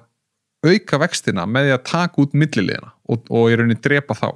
Þannig að afi getur lánað mig beint og treyst því að allt sé í lagi og ég sé ekki bara eitthvað fáiði og taki peningin þess afa, skilur, sem einhverjir gætu gert en ég myndi ekki gera, en bara í þessu tilviki þá passa snjallsamningurinn upp á að það gerist ekki, af því að hann fer og selur eitthvað undan mér ef að ég borga ekki og allt það. Og húsnæðisstæmi er mjög svona skamt á við komið í bálkgeiranum, þetta er oftast lán milli aðeila beint, þannig að ég seti inn einhverja rafmynd og fæ einhverja aðra rafmynd lánaða og það er alltaf yfir verðtryggt, þannig að ég fæ kannski 1.000 krónur lánað en seti inn 2.000 krónur í formi í Ethereum og þá spyr fólk sig af hverju myndi ég einhvern tíma taka það sem kallast overcollateralized lán og þá segi ég bara af hverju ertu að taka 70% lán hjá bankanum og láta fá 100% veð í húsinu þínu. Þetta er bara sama dæmi nema það er á stærri skala, kerfi sem hreyfist hægar þannig að bankin þarf bara þess að 30% premjón á meðan í rafmyndakerfum að því það sveiflar svo mikið þá þarf 2-falda premjón á. En þetta mun allt breytast og tengist í raunum. Þannig að þetta mun gjörbreyta bara hvernig við hugsum vexti af því að vaxtakerfi gamla heimsins er dautt og við getum ekki fengið vexti á bankareikningum og það er bara sturlað að fólk sé almennt með pening inn á íslenskum bönkum að því fyrsta lagi er ekki búið að samþykkja Evrópureglugerð sem var sett í kjölfar hrunsins sem tryggir neytendavernd uppaldi 100-200.000 evrum ef að bankin sem á út með færi þrot að þá áttu bara rétt á 3 milljónum af þeim pening sem þú ert með á innistæðureikning og þetta var stóra æsefmáli hversu mikið ætlum að borga inn í Evrópukerfi. Það er ekki búið að samþykkja þessa löggjöf hérna. Þannig að bara ef allt myndi rúlla og þá 20 milljónir inn á bankareikning sem er ævispartnaðurinn og örugt þá færðu 3 milljónir ef öll kerfi bresta, skilur mig. Þannig að þetta er bara svona það er svo mikið af kannski ekki rugli en bara svona gamalli hugsun í miðstýrum heimi sem að þarf ekki að vera miðstýrur. Við erum með internetið, sleppum þessari þvælu og þessum óskilvirkni sjónamiðum og bara gerum þetta í nýja heims form 21. aldarinnar. Þannig að þetta var mjög góð útskýring á smart contracts og við smart contracts snjallsamningar eru notaðir á Ethereum networkinu. Er hægt að horfa á þetta þannig og þú lætum vita ef það vart ósammála þessu að Bitcoin myndi vera svona stafræna gulli, digital gold og Ethereum er svona oft talað um það sem world computer, bara þar getur þú búið bara til snjallsamninga og þetta og þetta og þetta og þetta og þetta en þá, þú veist, út af því þú talar um áðan að borga fyrir eitthvað í Bitcoin og svona það er ekkert endilega málið það er ekkert stóra málið að bara, þetta verður loksins skeggjað þegar þú getur farið út í bónus og borgað fyrir bananaðina í 0,00001 bitcoini. Bitcoin er meira kannski bara svona svo gull, þú átt eitthvað, það stendst tímans tönn, verðbólgan étur það ekki upp og það er bara látið í frið, þú bara geymir eignina þína. Einmitt. Og það er einmitt svolítið, bara 100% sammála þessu og það er einmitt það sem er búið að breyta svo mikið er að við í rauninni með allt sem ég sagði upphæða þáttar og að ég skildi fara álpast yfir þetta Bitcoin-kerfi og fara að trúa á það og allt það. Af hverju ætti ég að kaupa með banana fyrir Bitcoin mitt? Já, skilur mig. Það er bara grundvallar sjónarmiði og ástæðan fyrir allir hugsa svona er þannig að við erum ekki að reyna að breyta Bitcoin þannig að það sé hraðara eða skilvirkara. Þú veist, það er ekki verið að reyna að gera það. Það er verið að reyna að búa til eins öruggt kerfi og hægt er og það vil enginn gera það hraðara. Það var reynd 2017 og kosturinn við að gera það hraðara er að þá geta byrja keypt banana einmitt. Og það er þetta að byggja kerfi on á það en ég vil ekki fórna öryggi Bitcoin til þess að fá meiri færslurhraða. Það vill það enginn. Þannig að það er verið að byggja kerfi on á og í rauninni á þeim forsendum að bara, þegar maður trúir í sem maður trúir og allt sem maður sagt á undan þá vil ég ekki fá þessa banana fyrir Bitcoin minn heldur fer ég frekar í vinnun og nota krónurna sem ég fæ sem ég vil ekki eiga til langs tíma og kaupa með banan fyrir það koma krónur og það koma inn og fara út bara. Og þetta er ekkert eitthvað svona hann er nöttar, hann vill ekki eiga krónur til langs tíma Seðlabankinn vill að þú viljir ekki eiga krónuna til lengri tíma hann vill að ég sé neytandi og þetta er svona hot potato mál þetta er heitt kartöfla það er heitri kartöfla á mig fyrsta hvers mánaðar og ég er einhvern veginn svona að reyna hendinni áfram og allir að velta henni áfram en í heildinni er allt skipið að sökkva þú veist, heildar kartöflurnar er að minnka en þú vilt bara ekki halda á nú lengi en þú veist, tími líður og þessi peningur er umferðan, þetta er svona það er svolítið klikkun í þessu og Bitcoin er í algjörum sérflokki með þessi verðmæti það er oft talað um stafrænt gull er hérna 8.000 miljardar dollara Bitcoin er núna 1.200 miljardar dollara einhver smá stærðir þarna og ég meina það er alveg heimur sem að Bitcoin tekur við að gulli að það gull er bara, það er ekki langt til Elon Musk geti náði loftstein og setta með hliðina á jörðinni sem er fullt af gulli í að því að gull er bara fljótandi um allan heim þetta er meira af gulli en öll þyngd plánundunar sem við búum á, skilur mig það er staðan, þannig að það gæti komið bara einhver loftsteinn sem að einhver Elon Musk eða Jeff Bezos eða eitthvað sækir og hann þarf ekki einu svona sækjan hann þarf bara geta sóttan og þá er gull ónýtt Já, það er bara vitað af skeljónum það er bara fleiri skeljar til Já, það er bara, við vitum að skeljarnar eru til og við trúum ekki skeljarnar lengur af því að peningar eru trú þannig að í rauninni eru við með Bitcoin í algjörum sérflokki hvað varðar verðmæti og síðan ertu með svona tækniframfæri sem er meira svona, kannski þetta hugsa með svona startup startup sigra heiminn og verða Amazon, Apple og öll þessi flottu fyrirtæki sem við erum með en flest fara bara inn í 0 af því að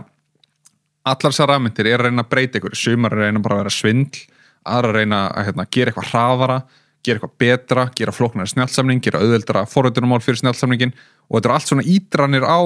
hugmyndirna sem koma undan þær munu deyja og þær sem verða ofan á og í Ethereum er alveg eitt stórt kerfi sem er að verða ofan á en það er alveg skilur önnur kerfi Solana og fleiri sem er að koma með ótrúlega skemmtilega heimsýn sem að Ethereum kom ekkert með þarna í byrjun af því að þetta er bara önnur ídrun á Ethereum er núna að fara í 2.0 uppfærslu og það mun gerast á næstu mánuðum eða árum og aðra rafmyndir eru svolítið að hlaupa framhjá og reyna að koma með það á undan en þá ertu með bara Ethereum er búið til það er ég trú á það þetta sem þú ert að koma með er betra en ég trúi frekar og hitt og þá ertu með í rauninni gamla heimshugsunna, þú veist, áfram inn í þessu kerfi. En á sama tíma er gull svolítið bara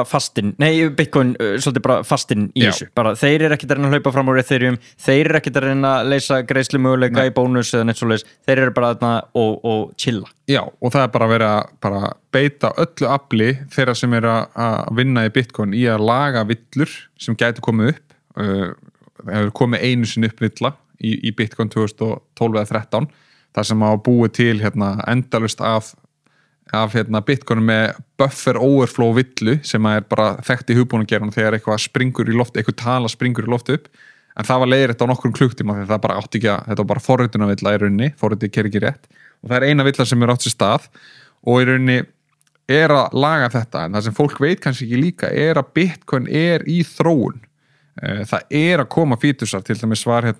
uppfærsla á þetta var að vera mjög mikið nördamál en það var uppfærsla fyrir nokkrum vikum sem heitir Taproot það var kveikt á henni, það búið að taka 3 ár að ítin inn í Bitcoin og fleiri ár að tala um hana og pælina, þetta bara þvílík grundvallar breyting sem leifir einhvers konar meiri friðhelgi í einhvers konar fæslum sem eru hópar saman. Þannig að þetta er bara risa uppfæsla sem snýr að meira privacy, meira öryggi og allt það og hún tekur bara mörg ár og henni lauma þarna inn, eða sett þarna inn og þetta er allt í gangi en það er engin að reyna að þróa að breyta Bitcoin-netinu þannig að veri 1000 fæslur á sekundu og allt það, því að við þurfum eitt grunnlag og síðan geta aðri verið að gera aðra hluti. Í Ethereum baktryggir ennþá í proof of work sem að Bitcoin notar og allt það. Þannig að þetta er bara eins og með allt. Það er verið að finna upp og það er verið að finna upp rafmyndir. Þetta er ekkert mismunandi þarna. Munurinn kannski á appi og rafmynd eða bálkakeðu er sá að þegar þú ert að búa til rafmynd eða bálkakeðu þá ert að búa til verðmæti í upphafa. Þetta er fjármálanet sem þú ert að keyra út í heiminn. Þannig að kóðin verður allt í einu með eitthvað gildi eða virði market cap eins og sagt markaðshlutdeild í rauninni og ég get farið og búið til forrit og ég hef gert fullt af opnum hugbúnaði gegnum árin, hann hefur ekkert haft peningalegt virði frá degi 1 heldur kannski yfir tíma þegar við keyrum upp eitthvað verkefni og byrjum að selja þjónustu og allt það en þarna bara keyrir eitthvað upp eitthvað kóða, tekur upp kóða, breytir honum, keyrir hann upp og það allt í einu hefur eitthvað market cap af því að það eru búin til einhverja einingar og það er á virði og þess vegna er allar þessar rafmyndir með virði út af því að þetta er hugbúnað sem hefur peninglegt virði í formin network áhrifa sem að það næra að toga inn. Þannig að það finnst mér líka að vera svolítið magna að þetta er bara nýsköpun og mér finnst eiginlega skrítið að sé ekki til milljón rafmyndir. Það er alltaf satt bara já en vera að finna út peninga og þetta er bara peningaprentun í formi annar rafmynda en staðan er bara þannig að Bitcoin er Bitcoin, það eru geymsluverðmætin, hitt er ekki geymsluverðmæti, hitt eru stækkun á aukning á virði í formi netáhrifa, network effects, bara eins og Facebook, það er orðið verðmætt út af því að það eru svona margir á Facebook, í Ethereum er orðið verðmætt að þeir eru svona margir að nota í Ethereum. Það er ekkert með geymsluverðmæti að gera, Facebook er ekki verðmætt út af geymsluverðmæti, skilur mig. Þetta er svona sama konsept, en mér finnst ótrúlegt sem bara einstakling sem kann að forrita og ég hef pælt í þessu bara hvernig er ekki til milljón rafmyndir af því að bara það ættu allir að búið til rafmynd til að pröfa þetta af því að þetta eru innviðir framtíðarinnar þannig að svona margt þarna sem er mjög spennandi og kannski þegar maður fer að pæla í þessu svona öfugsnúið í rauninni sko að maður er búin að heyri í umræðinni bara alltaf það eru til 9.000 rafmyndir eða 3.000 rafmyndir og það er notað sem svona árás á hvað þetta er heimskulegt kerfi að segja að það sé ekkert verið að prenta og síðan er bara að búið til rafmyndir annarkvæð dag eða tvisvar á dag eða whatever en síðan bara þegar maður fyrir að skoða þetta þá er þetta bara, einmitt, þetta er ekki svona og þessar gömlu mýtur eiga ekkert við. Einmitt, og það er líka bara svona þetta sem kannski fólk sem er ekkert inn í þessu og þannig að ég með talin sko og ég hef engan svona, hvað segja, teknilega kunnáttu á að nokkuð tíman kóða mín eigin rafmynd eða þess að þar. En ég er bara svona ofta að hugsa fólk sem er bara, hlusta á þetta, keyra, alveg forvitið með þetta og eitthvað svona, langar mig að kaupa Bitcoin nei, ég held að það sé ekkert verið að fara vesli bónus með eitthvað svoleiðis, en bara þetta sem eignaflokkur og þessi pæling með verðmæti í því hvað þetta er sjaldgæft ég meina, fólk í kringum þig sem þið þykir væntum ert þú, og það býr við sömu aðstæður þú hérna á Íslandi, það er verðbólga hlutir að missa virði og það er rosa mikið lausafjármagn í umferð og hlutabréfamarkaðurinn er að ralla upp og fasteignir og allt saman en meina, ef þú kaupir þér rafmyntir og ákveður að geyma þér og sen kemur eitthvað hrun ég meina, þú flippar ekki fasteigninni og reynir að borga reikningarna sem safnast upp á mánuði, ég held að eitt af fyrsta sem myndi selja væri rafmyntir Já, og þú ert reyndar hræðilegt dæmi ég er hræðilegt dæmi en segjum bara einhver sem bara svona já, ég er curious með þetta, ég ætla að eiga smá Bitcoin og sem kannski er það bara total 5% upp og þú er bara sáttur og eitthvað en ef eitthvað, when shit hits the fan sko, þá er þetta selt Akkurat, og það er einmitt svona hugmyndafræðin þolinmóða fjármagnið og að taka ekki lán til að kaupa rafmyndir sem dæmi, það er bara svona grundvallar forsenda að nota ekki gírun eða leverage í því sem maður er að gera að það sem ég er búin að lýsa bara það er ótrúlegt ef að það er einhver að hlusta og er ekki bara herðu, hann er að leggja eitthvað á borðið, ég þarf að skoða þetta ég trúi þess ekki og hann gæti verið fáið en ég þarf að skoða þetta af því að þetta er bara too big to ignore í rauninni, þannig að ég er að leggja eitthvað á borðið og fólk verður að spá í þessu og sko, á þeim forsendum að vera kerfi sem byggt til langs tíma og í þessari löngu mótun og mannfjöldaþróanir og allt þetta að leggja stón á,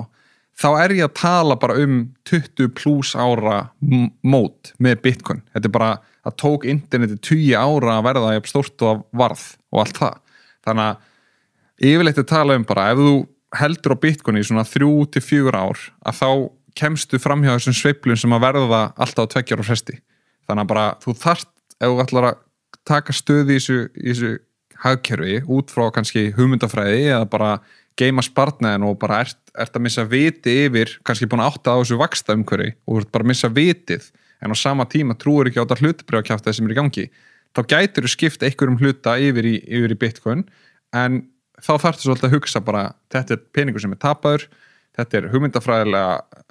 önnur afstaða en hugmyndafræðin sem ég nota að hinga til og ég mun bara geima þetta. Ég ekki að fara að selja þetta, ég má ekki þurfa að selja þetta, þannig að ef að til þess kæmi að allt fari í skrúuna, að þá má ekki vera dagur það sem ég neyðist til að selja Bitcoinu mín. Af því að það gæti gerst að það sé bara í 80-90% lækkunarfasa, ólíklegt þegar svona stórt fjármagn byrja að mæta, en gæti gerst. Og í rauninni, þetta svolítið grundvallar sjónarmið í þessu að vera þolinmótt fjármagn og margir segja bara, jú, Bitcoin í 60.000 og það ömurlegt að það ekki keypti 3.000, en það líka ömurlegt að það ekki keypti $1 í annarri fæslunni sem átti sér stað á Bitcoin-netinu eða hvernig sem þetta var, skilur, og það þýðir ekkert að hugsa svona. Staðreyndin sú að það eru 16% bandaríkjamanna sem hafa keypt rafmyntir. Mikið af því örugglega fyrir skrúuna gegnum þessa tætara lækkanir sem átti sér stað. 1% af heiminum á þar að leiðandi Bitcoin. Færri en maður heldur og í minna magni en maður heldur. Það eru einhverju svona fantar sem eiga slatta en þetta svona, þetta dreift en fólk á almennt bara 50 skall eða 100 skall í þessu og þú ert bara að hugsa þannig. Það búið að lýsa þetta fyrir fram 2 kerfum og það 90% af fólki sem ekki komið í kerfi sem á að vera að lýsa og mér finnst make eitthvað smá sens. Þannig að ef að öðrum finnst það make sense og ég á undan þeim, þá þetta vaxandi kerfi. Ekkert eitthvað Bitcoin getur hækkað 10x, gæti gerst, en ég bara tala út frá vaxandi og hnignandi kerfum. Á meðan ertu að hugsa bara, ok, ef að ég fyrir Bitcoin kerfið, þá einum færri inn í krónukerfinu. Þannig að þú ert í raun að hugsa bara, ok, ef það einhver hugsa eins og ég og tekur þetta skrifin og þú tekur ekki, þá ert þú inn í hnignandi kerfinu ennþá. Þannig að þetta svona stóra myndin og langtíma hugsunin, en vandamálið þarna að fólk fer og kaupi Bitcoin og svona, ég reyna alltaf bara að opna þessa dyr. Það eru fáir sem ég skipa að kaupa Bitcoin í gegnum árin. Ég fer, legg þetta á borðið, svona sé ég þetta. Þetta mín trú, gæti verið vitlaus, gæti verið geggjuð og allt þar á milli. Ég skal opna þessa dyr fyrir þig, síðan þarf þú bara að labba í gegnum þér og taka annarkvort bláu eða rauðu pilluna og það bara þín ákvörðun. Ég kem ekkert að því, þú bara fer að lesta. Og ég segi bara, halt þessu í 3+ ár, ekki gera neitt annað. En vandamáli við hennan heim, og ég held að COVID spila þarna stórt inni, að það svo mikið gambling í gangi og það svo margir ríkir yfir nóttu í alls konar vitleysu. Og fólk fer og kaupir Bitcoin og síðan heyriði mig mánuði setna og það kannski búið að kaupa í Ethereum. Og ég bara hvað ert að spá?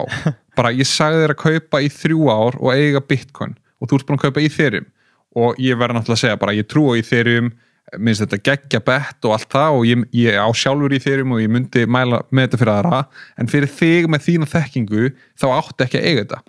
Og síðan bara líður mánuður í viðbót og þau eru bara farin að kaupa alls konar og þá ég bara eitthvað, þú veist, ok,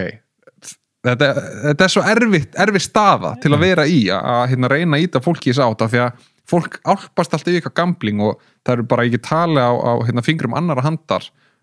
fólk sem að hefur náð umtalsverðum árangri umfram bara það eiga Bitcoin. Og veist, jú, vissulega getur einhver hundur flogið 100-falt en að eiga gömlu segluna og hann lækkar líka, skilur mig, og hvernig ætlar að hitta botnin og toppin, skilur mig, þú getur ekki náði. Í staðan fyrir að eiga gömlu góðu segluna sem að hækka 200% á árið meðaltali. Þú veist, þetta svona... Er það meðaltal Bitcoin? Já, þú sérði ekki einhvern veginn... 200% á ári? Já, í seinni tíð. Það er bara meðal ávöxtun. Og ég spyr bara, er það ekki nógu gott eða? Eða þú veist, Warren Buffett ríkasti maður í heimi með 40% meðalávöxtun og þá erum við að taka góðorn og slæmorn og vikta þau saman. Fólk heldur að þurfa að græða 10.000% til að vera ríkt. Þú þarft bara að vera með 2 stafa hækkun á þínum auðæðum á ári sem sjúklega erfitt og bara sjóðir í fagfjárfestastýringu á Íslandi ekki að náði einu sinni í sumum árum. Það náttúrulega búið að vera að brengla núna síðustu 2 árin, þannig að það ekkert sem snýr eins og snýri fyrir COVID. En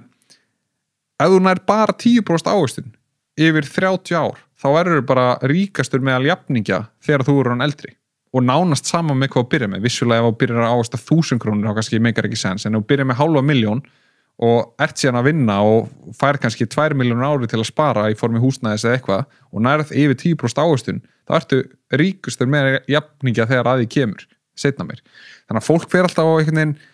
fer út í það sem áhættusækið og sko munurinn á því að kaupa Bitcoin og allt annað,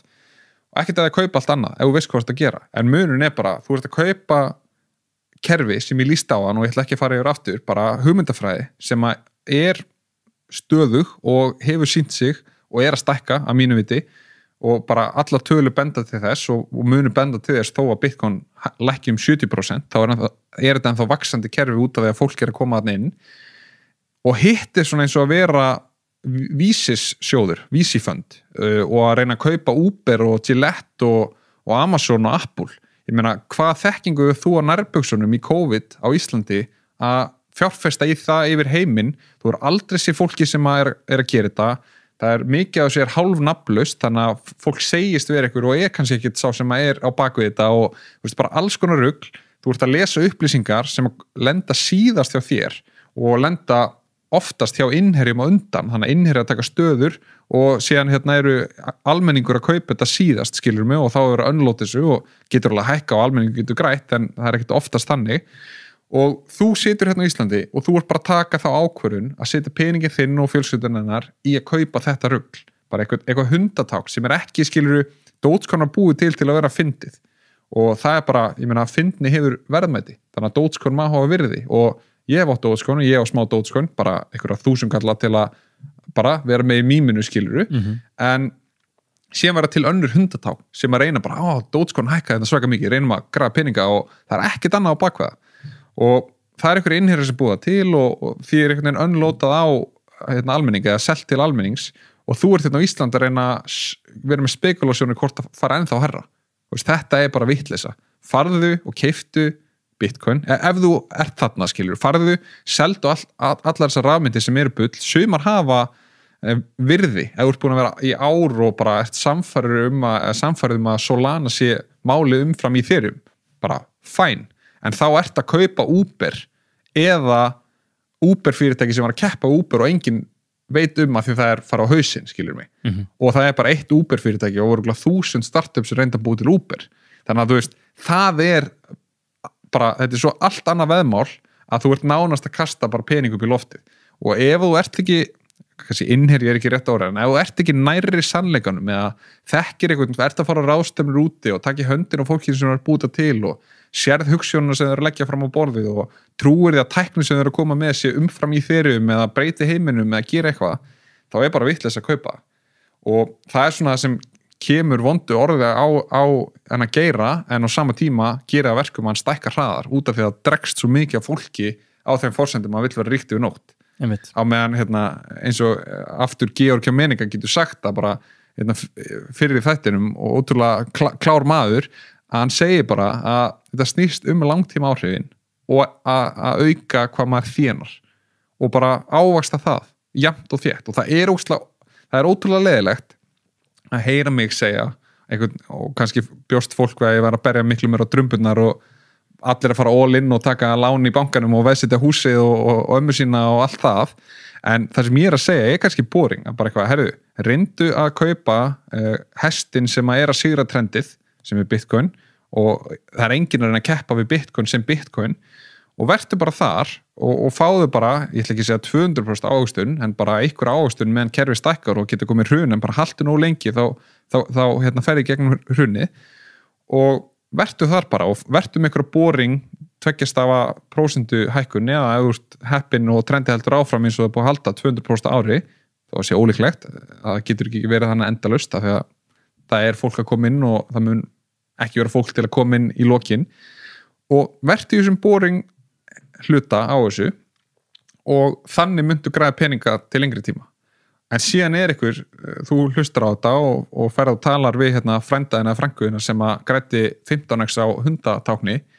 og sá einstaklingur bara, herðu, þessi Kristján, hann bara ekki að sjá stórmyndina. Hann ekki að sjá skilur verðmætin sem við getum grætt á þessu speysi og við getum komið okkur út úr lágstétt eða millistétt eða hástétt og komist ennþá herra. En það allir sniðugir þegar allt að fara upp. Það voru ekki margir eftir 2018, í desember 2018 heldum við viðburð. Það komu 25 manns á viðburðin og Bitcoin fór úr því að vera búið að vera í 6.000 niður í 3.300 og ég man eftir að með Patta sem framkvæmdastjóri myntkaup.is sem kauphöll, að við vorum saman í búðinni og hann var að kaupa sér banana og það var eitthvað gæi og við fórum að reyna að selja honum Bitcoin eitthvað vel í glasi eftir viðburðin og það var ótrúlega mikið pepp í hópnum, það var allir ótrúlega spenntir bara hvað framtíðin byrja skautið sér en 90% af fólkinu var ekki að mæta. Fólki sem var búið að mæta fyrra árinu, það var ekki út í skurði og hætta að hugsa þetta og bara reyna að fela tapi fyrir maka eða komið bara í einhverja þvælu með þetta meðan við vorum bara eitthvað, við grétum á öxlina á hver öðrum og hvort öðru, við vorum fjölbreyttur hópur en við vorum í þess af hugsjón til lengri tíma og einstaklingurinn, frænkan eða frændin sem að segir að hún græddi 15% á að kaupa eitthvað hundatákn og segir að Kristján sé vitleysingur, mér þetta gaman að sjá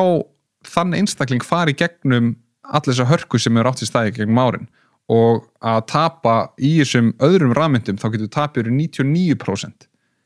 Það er auðvelt að vera ríkur á toppnum og í svona bólum og spekulasjón sem myndast og við erum klárlega að ég myndi ekki segja við sem í bólu en það of mikið að rafmyndum með of mikið virðið þarna. Rafmyndirna sem eru eftir, ég myndi ekki segja að þær séu eitthvað útfandnar með við hvað það að gera, Bitcoin og Ethereum sérstaklega, aðra rafmyndir það bara heill þáttur það skilur mig, að káni það en eins og þær tvær, ég myndi ekki segja að þær séu yfirverðar eða einhverju bólu dæmi, en það sem getur gerst að út af því að frændi eða frænka allra að segja að kaupa hundatáknið, að þá takaðu hluta Bitcoinu sinu, kaupa þetta hundadót og síðan þegar það kemur harka og verðbólga í heiminum fyrir upp í 10% og það kemur 4% lækkun á hlutabréfamarkaði yfir eina nóttu og þú sér Seðlabankastjóra Bandaríkjanna að segja að það sé alltaf farið til fjandans skilurðu, að þá náttúrulega kemur panik og þá byrja fólk að selja ruslið og það hrynur og það getur tóga markaði niður tímabundið en á móti kemur að eins og með Bitcoin þá það langtíma trend og í rauninni skiptir þetta engu máli til skemmri tíma. Þannig að þetta svona stóra myndin sem maður leggja á borði og svona hvet fólk til að kynna sér fjármálin, kynna sér rafmyndir og sérstaklega eins og Bitcoin og bara byrja þar, bara kaupa bókina This Book Will Save You Time. Já, ég ætla akkurat að passa að það kæmi fram að þessi umræða sem við erum búin að eiga með tíman og allt þetta og mér finnst þetta bara svo frábær punktur og út af því að ég vil alls ekki að einhver sem hlusta á þetta halda ég sé gefið skinn að ég sé búin að fatta þetta eða skilja þetta svo vel eða hvað hann út af ég var meira svo bara að lesa þessa bók og það má taka fram, hún eiginlega bara eins og svona stutt blogg, þetta bara eins og grein 1,5 tími af bloggfærslu þetta bara og mjög þægileg lesning og skemmtileg, hún bara að setja hlutin í samhengi ég myndi ekkert segja, og ég held að hann hafi nú líka verið að passa sig rithöfundurinn að hafa þetta ekki of Bitcoin með bara eitt kafli Bitcoin í lokin tróihesturinn ég veit að algjör trójuhestur en að sagt, veist, bara hversu lengi maður hafði pening inn á bankabók hversu mörg ár sem krakki skilur og engar upphæðir að sjálfsög, maður bara var ekki í vinnu eða neitt svoleiðis og en þú bara kannski fékkst að gjöf eða fermdist eða eitthvað og laðir hann á bankabók og þú fjárfestir þessu ekki jú, þú fjárfestir þessu inn á bankareikning og ákvæmst að taka, ég meina bankin fjárfestir fyrir í rauninni og ákvæmst að taka nákvæmlega og þetta bara missi verkildi sitt og það ekkert mál að færa gegnum lífið án þess að fatta þetta ekki, ég meina það bara nóg að gera bara maður á börn og maður í vinnu eða maður að mennta sig og maður hefur áhuga á öðru maður vill ekki sjá þessi fjármál og að einhver svona bók geti bara settið í samhengi útskýrt, ok, þú ert að skipta tímaneðunum sem bara endanlegur, hann ekki óendanlegur, þú átt bara ekki mikið á honum, þú ert að skipta honum fyrir eitthvað sem ekki alveg verðmætt og þú ert að skipta honum fyrir eitthvað sem að yfirstjórnin vill að þú eyðir og það er annars eyða þau því fyrir þig þau vilja hafa neyslu í samfélagi. Akkurat, og þess vegna verðbólga til þess að peningur sé eitt. Ræðum aðeins shrinkflation það er mjög skemmtilegt og ég ætla bara svona að byrja þetta þegar ég sögu að ég var út að borða fyrir svona 2-3 árum og mikla launaviðræður í gangi í samfélaginu og það var einn aðeil og veitingarekstur þarna og hann var að baka brauð og þau eru að tala bara launakröfurnar þetta ekki í lagi, við ráðum ekki við þetta við erum búin að hækka verðin og næsta mál bara að minnka brauðin og ég bara svona þeir geta þetta minnka brauðin líka það er ekki bara verðið að klippa á báðum endum og ég bara svona anskotin maður, ég er ekki bara og sko ég fatt, og þetta er bara samar að gerast Snickers, þú veist, þetta kostaði 100 krónur í gamla dag, nú kostar þetta 300 krónur í gamla dag, það var það líka sko tvöfalt stærra, nú er búið að minnka það og rukkaði meira, þannig en vísitala neysluverðs sem mælir verðbólgu í Íslandi, hún er ekkert að taka þetta inn í myndina býst ég við. Ekki mikið, en eitthvað ef að mjólkulíturinn myndi minnka þá kemur það inn en Snickers kannski ekki. Nei, og bara, þú veist, tyggjópóki sem bara kostar það sama og lítur ennþá eins út en það er bara færri tyggjó í honum. Akkurat. Það er ekkert eitthvað, við erum að sjá og þetta opnar á svo ótrúlega skemmtilega umræði og ég er einmitt með svona sögu líka að upp á snakki mitt var alltaf Marút salt and pepper í svona risapókum. Þú veist, það var svona áður en að Costco varð þeng að þá var þetta bara geggjaði póka, bara einhverja kartöfluflugur með besta saltinu og piparinu og það var bara geðveikt. Og þetta voru alltaf risapókar og kostaði alltaf aðeins meira og ég vissi alltaf hvað það kostaði því þetta var bara, ég keypti þetta svo reglulega og ekkert kannski stoltur af því en bara maður þarf að hafa eitthvað guilty pleasures líka, sko. Þó að sé snakki kannski ekkert að versta af öllu. Nei, ég var ekki alveg hugsa mig en sko, ég var alltaf að kaupa þetta og þetta var alltaf fast í stað, síðan hækkaði þetta einu sinni og síðan fór þetta að hækka oftar og það var kringum miðjan síðasta áratug fór þetta að hækka oftar og ég var bara hvað er í gangi og síðan bara svona hætti þetta að hækka og ég var bara svona ok, geggjað, eitthvað þetta er ekki að hækka og það var frá 2015 og áfram og þá var engin verðbólga í heiminum af því að það var bara öll kerfi stöðnuð og allt það og engin hagvöxtur og þetta var ekkert að hækka og síðan fór þetta að lækka og ég var bara, hvernig getur snakkbóki minn verið að lækka og þá fór ég bara að skoða þetta og það var alltaf minna og minna snakk nánast milli ferða, eða samt ekki en bara svona á nokkra mánaða fresti þá fóru 10 grömm af þyngd pókans og hann byrjaði 400 og eitthvað og núna þegar kaupir hennar Marút-póka hann 240 grömm í risapóka sem þaninn út og það er sett auka loft í hann eða gasi eða hvað sem þetta er og ég bara kaupa pókan og ég er vissulega þakkláttur af því að það þýðir að ég borða minna af kaloríum þegar ég fer í guilty pleasure en á sama tíma þá endurspeglar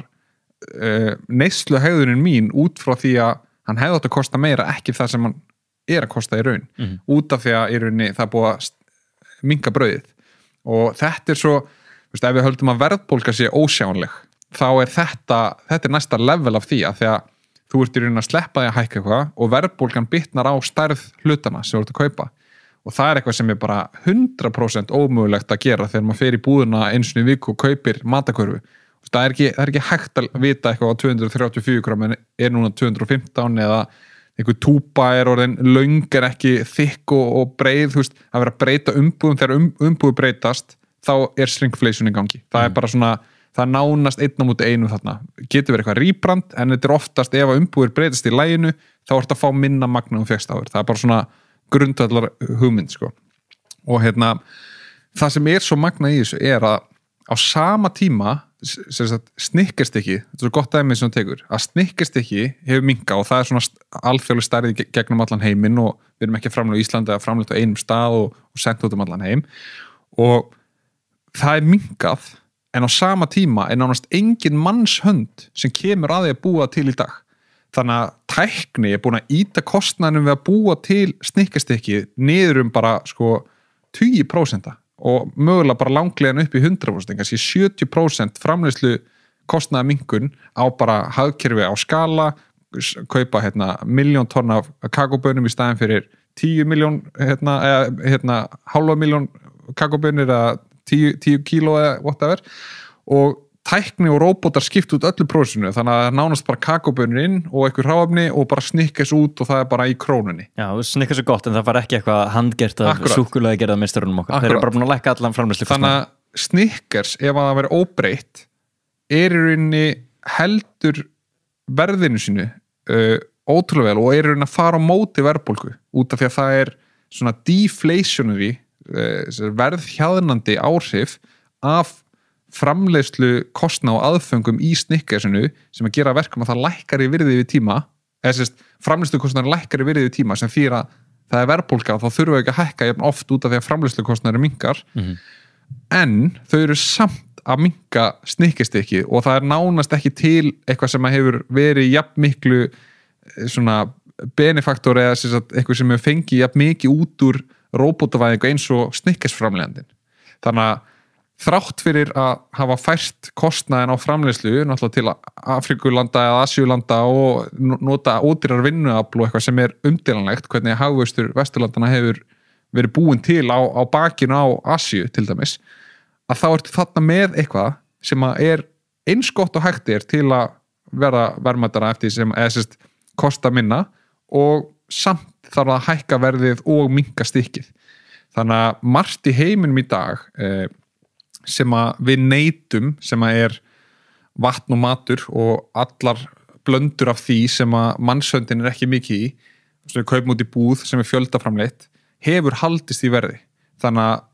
það náttúrulega tógar niður verðbólguna og heldur henni minni en hún og þess vegna hún ekki 17% eins og húsnæði hækkaði í fyrra og allt það þegar fleiri þættir þarna undir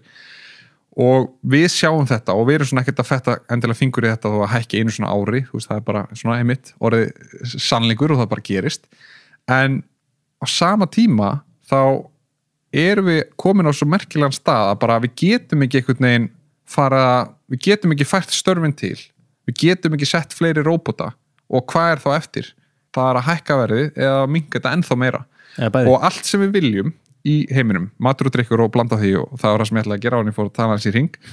að í rauninni það hefur staðið í stað á meðan allt sem við viljum sem menntun, húsnæði og bílar og alls konar, það reyndar deflationir í bílum líka en bara segjum bara menntun og húsnæði og allt sem að krefst mannlegar handar, umönnun og líða vel þegar við erum eldri og öll þessi kerfi sem að mannlega hundin en ekki róbótar hefur ekki verið með þessum deflationary áhrifum, verðhjaðnandi áhrifum, það búið að margfaldast og getur bara sé gröf þar sem hún sér þetta fari sundur, bara menntun 5-falt dýrari en fyrir 40 ára síðan, 5-falt dýrari á núvirði, sem sagt bara menntun í dag fyrir mig sem einstaklega 5-falt dýrari heldur en það var fyrir foreldra mína og og afa kannski, þú veist, fyrir því hvernig þú telur og húsnæði miklu dýrar en það var og allir hluti sem við viljum og það náttúrulega peningaprentun og önnur öfl sem koma hana á meðan tölvur þær eru búin að minnka í virði eða sérst kostnarinn þeim búin að minnka við 15% eða eitthvað á síðustu 40 árum þess bara tölva þá og tölva í dag með hvað hún getur og hvað hún gerir fyrir þig að það deflationin, að toga verðbólgunni niður og öll tækni og öll tól og allir sér hátalar og tölvur og símar og allt þetta sem við erum að kaupa, það að lækki virði út af fjöldaframleiðslu og róbótum og tækni verið betra og allt það, að menn allt hitt bara að hækka bara stjartfræðilega mikið af því að hvert fara allir þessi peningar sem við erum búin til, þeir enda í því sem að okkur dreymir öllum þegar grundþarfinnar uppfylltar og það eru hús og menntun og allt það sko. Þannig að þar liggur umurlega verðbólgan og það að tala svona asset inflation sem svona verðmæta verðbólga í rauninni sem á ekkert við endilega neyslu hagkerfi að kaupa sér popp og fara í bíó og allt það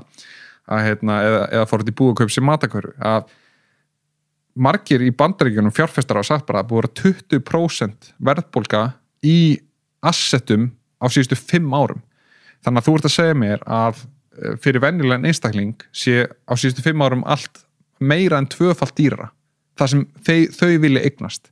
og þetta raun verðbólga og meðan einhver fréttinar og þú horfur á það og það 3% hækkun á verðbólgi í Bandaríkjunum og allir bara vá, lág verðbólga að gegja og alltaf frétta síðan bara ertu að vera að kaupa þér hús og þú ert bara vá,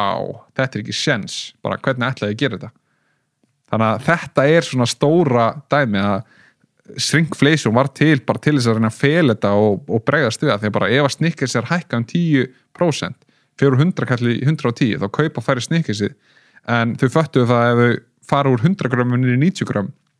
að þá ennþá kannski jafn margir sem kaupa og vissulega betra fyrir heiminn að það var ekki að tróði ykkur 10 grömm auka Snickers sem ekki gott fyrir okkur. Já, en slæma heiminn líka er að þú veist, shrinkflation lýsir sig þannig að bara ódýrari hráefni er ofta ekki mikil gæði og hérna bara betra ódýrari að nota repjuolíu heldur en ólífuolíu og hérna þá er að verra fyrir heilsunaðina og þú bara byrjar að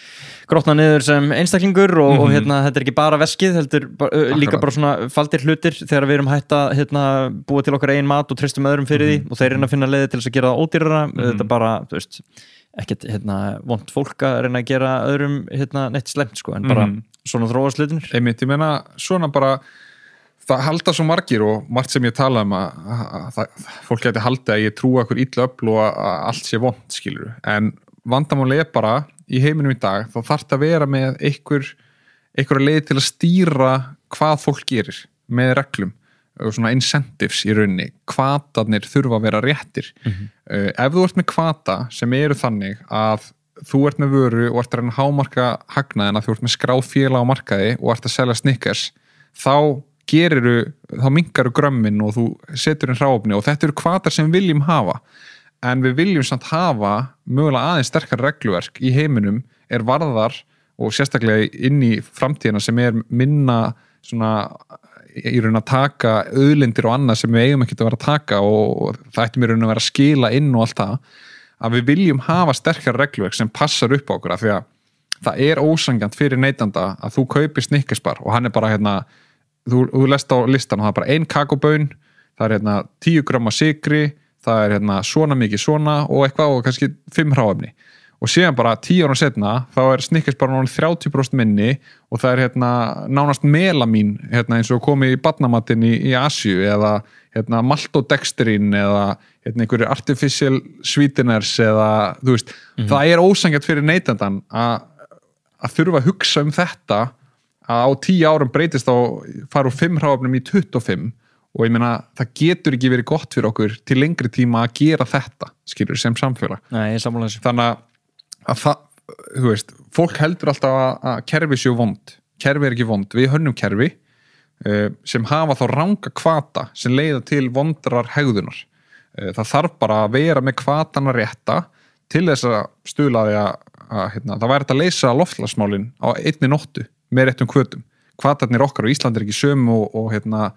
í Afrikulöndum sem eru fá valla rigningu lengur skilur, það er ekki sömu hvatar en það væri ef við myndum bara fara og leysa og ákveða bara, allir þurfa að fórna sér og við tökum bara hvata og notum hvata til að koma sér áfram, þá væri það hægt skilur mig, ég gæti farið og hérna, borða minna kjöt ég er enda vegani þannig ég borgi kjöt en ég gæti gert það, ég gæti hjóla oftar í vinnuna, þú veist, þá er ekki eins og tala að fara í rafmagnsbíl, þú veist, ég gæti fara í rafmagnsbíl þó sem mjög dýrt og ekkert í öndum flestra og þú getur í gegnum í rauninni eigin neyslu stýrt mjög miklu í samfélaginu, þú veist, við erum samfélagi, ríkið er ekki ríkið er fólk sem eru við erum ríkið og þegar ríkið tekur til dæmis lán til að borga fyrir brúsana COVID, þá er ríkið ekki að taka lán, þú og ég tökur lán í sammenningu og við köllum það koncept ríkið. Þannig að allt í heiminum í dag er svona abstrakta upp ykkur hugtök sem að virka fjarlægð en á endanum eru bara við sem samfélag að bera uppi. Og við þurfum svona aðeins að fara að endurskoða margt þarna hvernig við beitum okkur og hugum okkur gagnvart hvort öðru og öll svo umræða en líka bara gagnvart umhverfinu. Af því að þetta gengur ekki að vera með þessa fjárhagslegu hvata akkurat svona sem að einhvern veginn keyrir allt í kaf sko. Einmitt, og það er mann líka svona að setja spurningamerki við hvernig hlutin eru gerðir út af því þú elst upp við bara eitthvað norm, skilur, bara þú elst upp við það bara allir eiga bíl og bara maður eiga að safna sér fyrir fyrsta bílnum eða þú veist eins og þessi dæmi sem þú varst að taka á hann hérna bara, veist, þetta breytist oft bara með kynslóðunum sko og hérna og við erum alltaf búin að tala um Warren Buffett og allt þetta og ég held að það spili líka inn í að hérna og burtsið frá því hvernig hérna, heimurinn fer og eignamyndun hérna dreifist að þá munu breytingarnar örgulega vera stærstari kringum kynslóðabilin sko. Akkurat og líka bara að þó að það er kannski eitthvað bölsýni og hægt að horfa á margt sem var sagt hérna í þættinum neikvæða með augum þá er það bara aftur hans rosling heimur batnandi fer batnadauðir að minnka, alls konar fórsendur það er færri fátækir hérna, bara hugsum það reynum að láta gott okkur leiða og taka viljastyrk frá því að vera að hugsa sársöka og reyna að gera eitthvað þú veist, eitt að fara að mótmæla og það frábært og það að fyrsta sem að gerist þegar eitthvað sem loftslagsmálin, það ýtir bylgjun á stað, en síðan þarf fólk bara að fara inn í kerfið sem að með aðra hugsun og breyta þeim og einmitt, þá koma nýja kynslóður inn á Alþingi, þær setja lög sem því að fólki sem að fyrir neðan þarf að haga sér öðruvísi og börnin sem að fæðast þá alast upp með þau lög og þannig verða breytingar í lengri tíma. Þannig að það oft til dæmis eins og umræði með alls konar breytingar á samfélögum að fólk vill gera það hraðar sem í grunninn hættulegt af því að við viljum hafa seigfljótandi samfélag með hægum breytingum til að það sé ekki bara allt í rugli og samfélög hrynja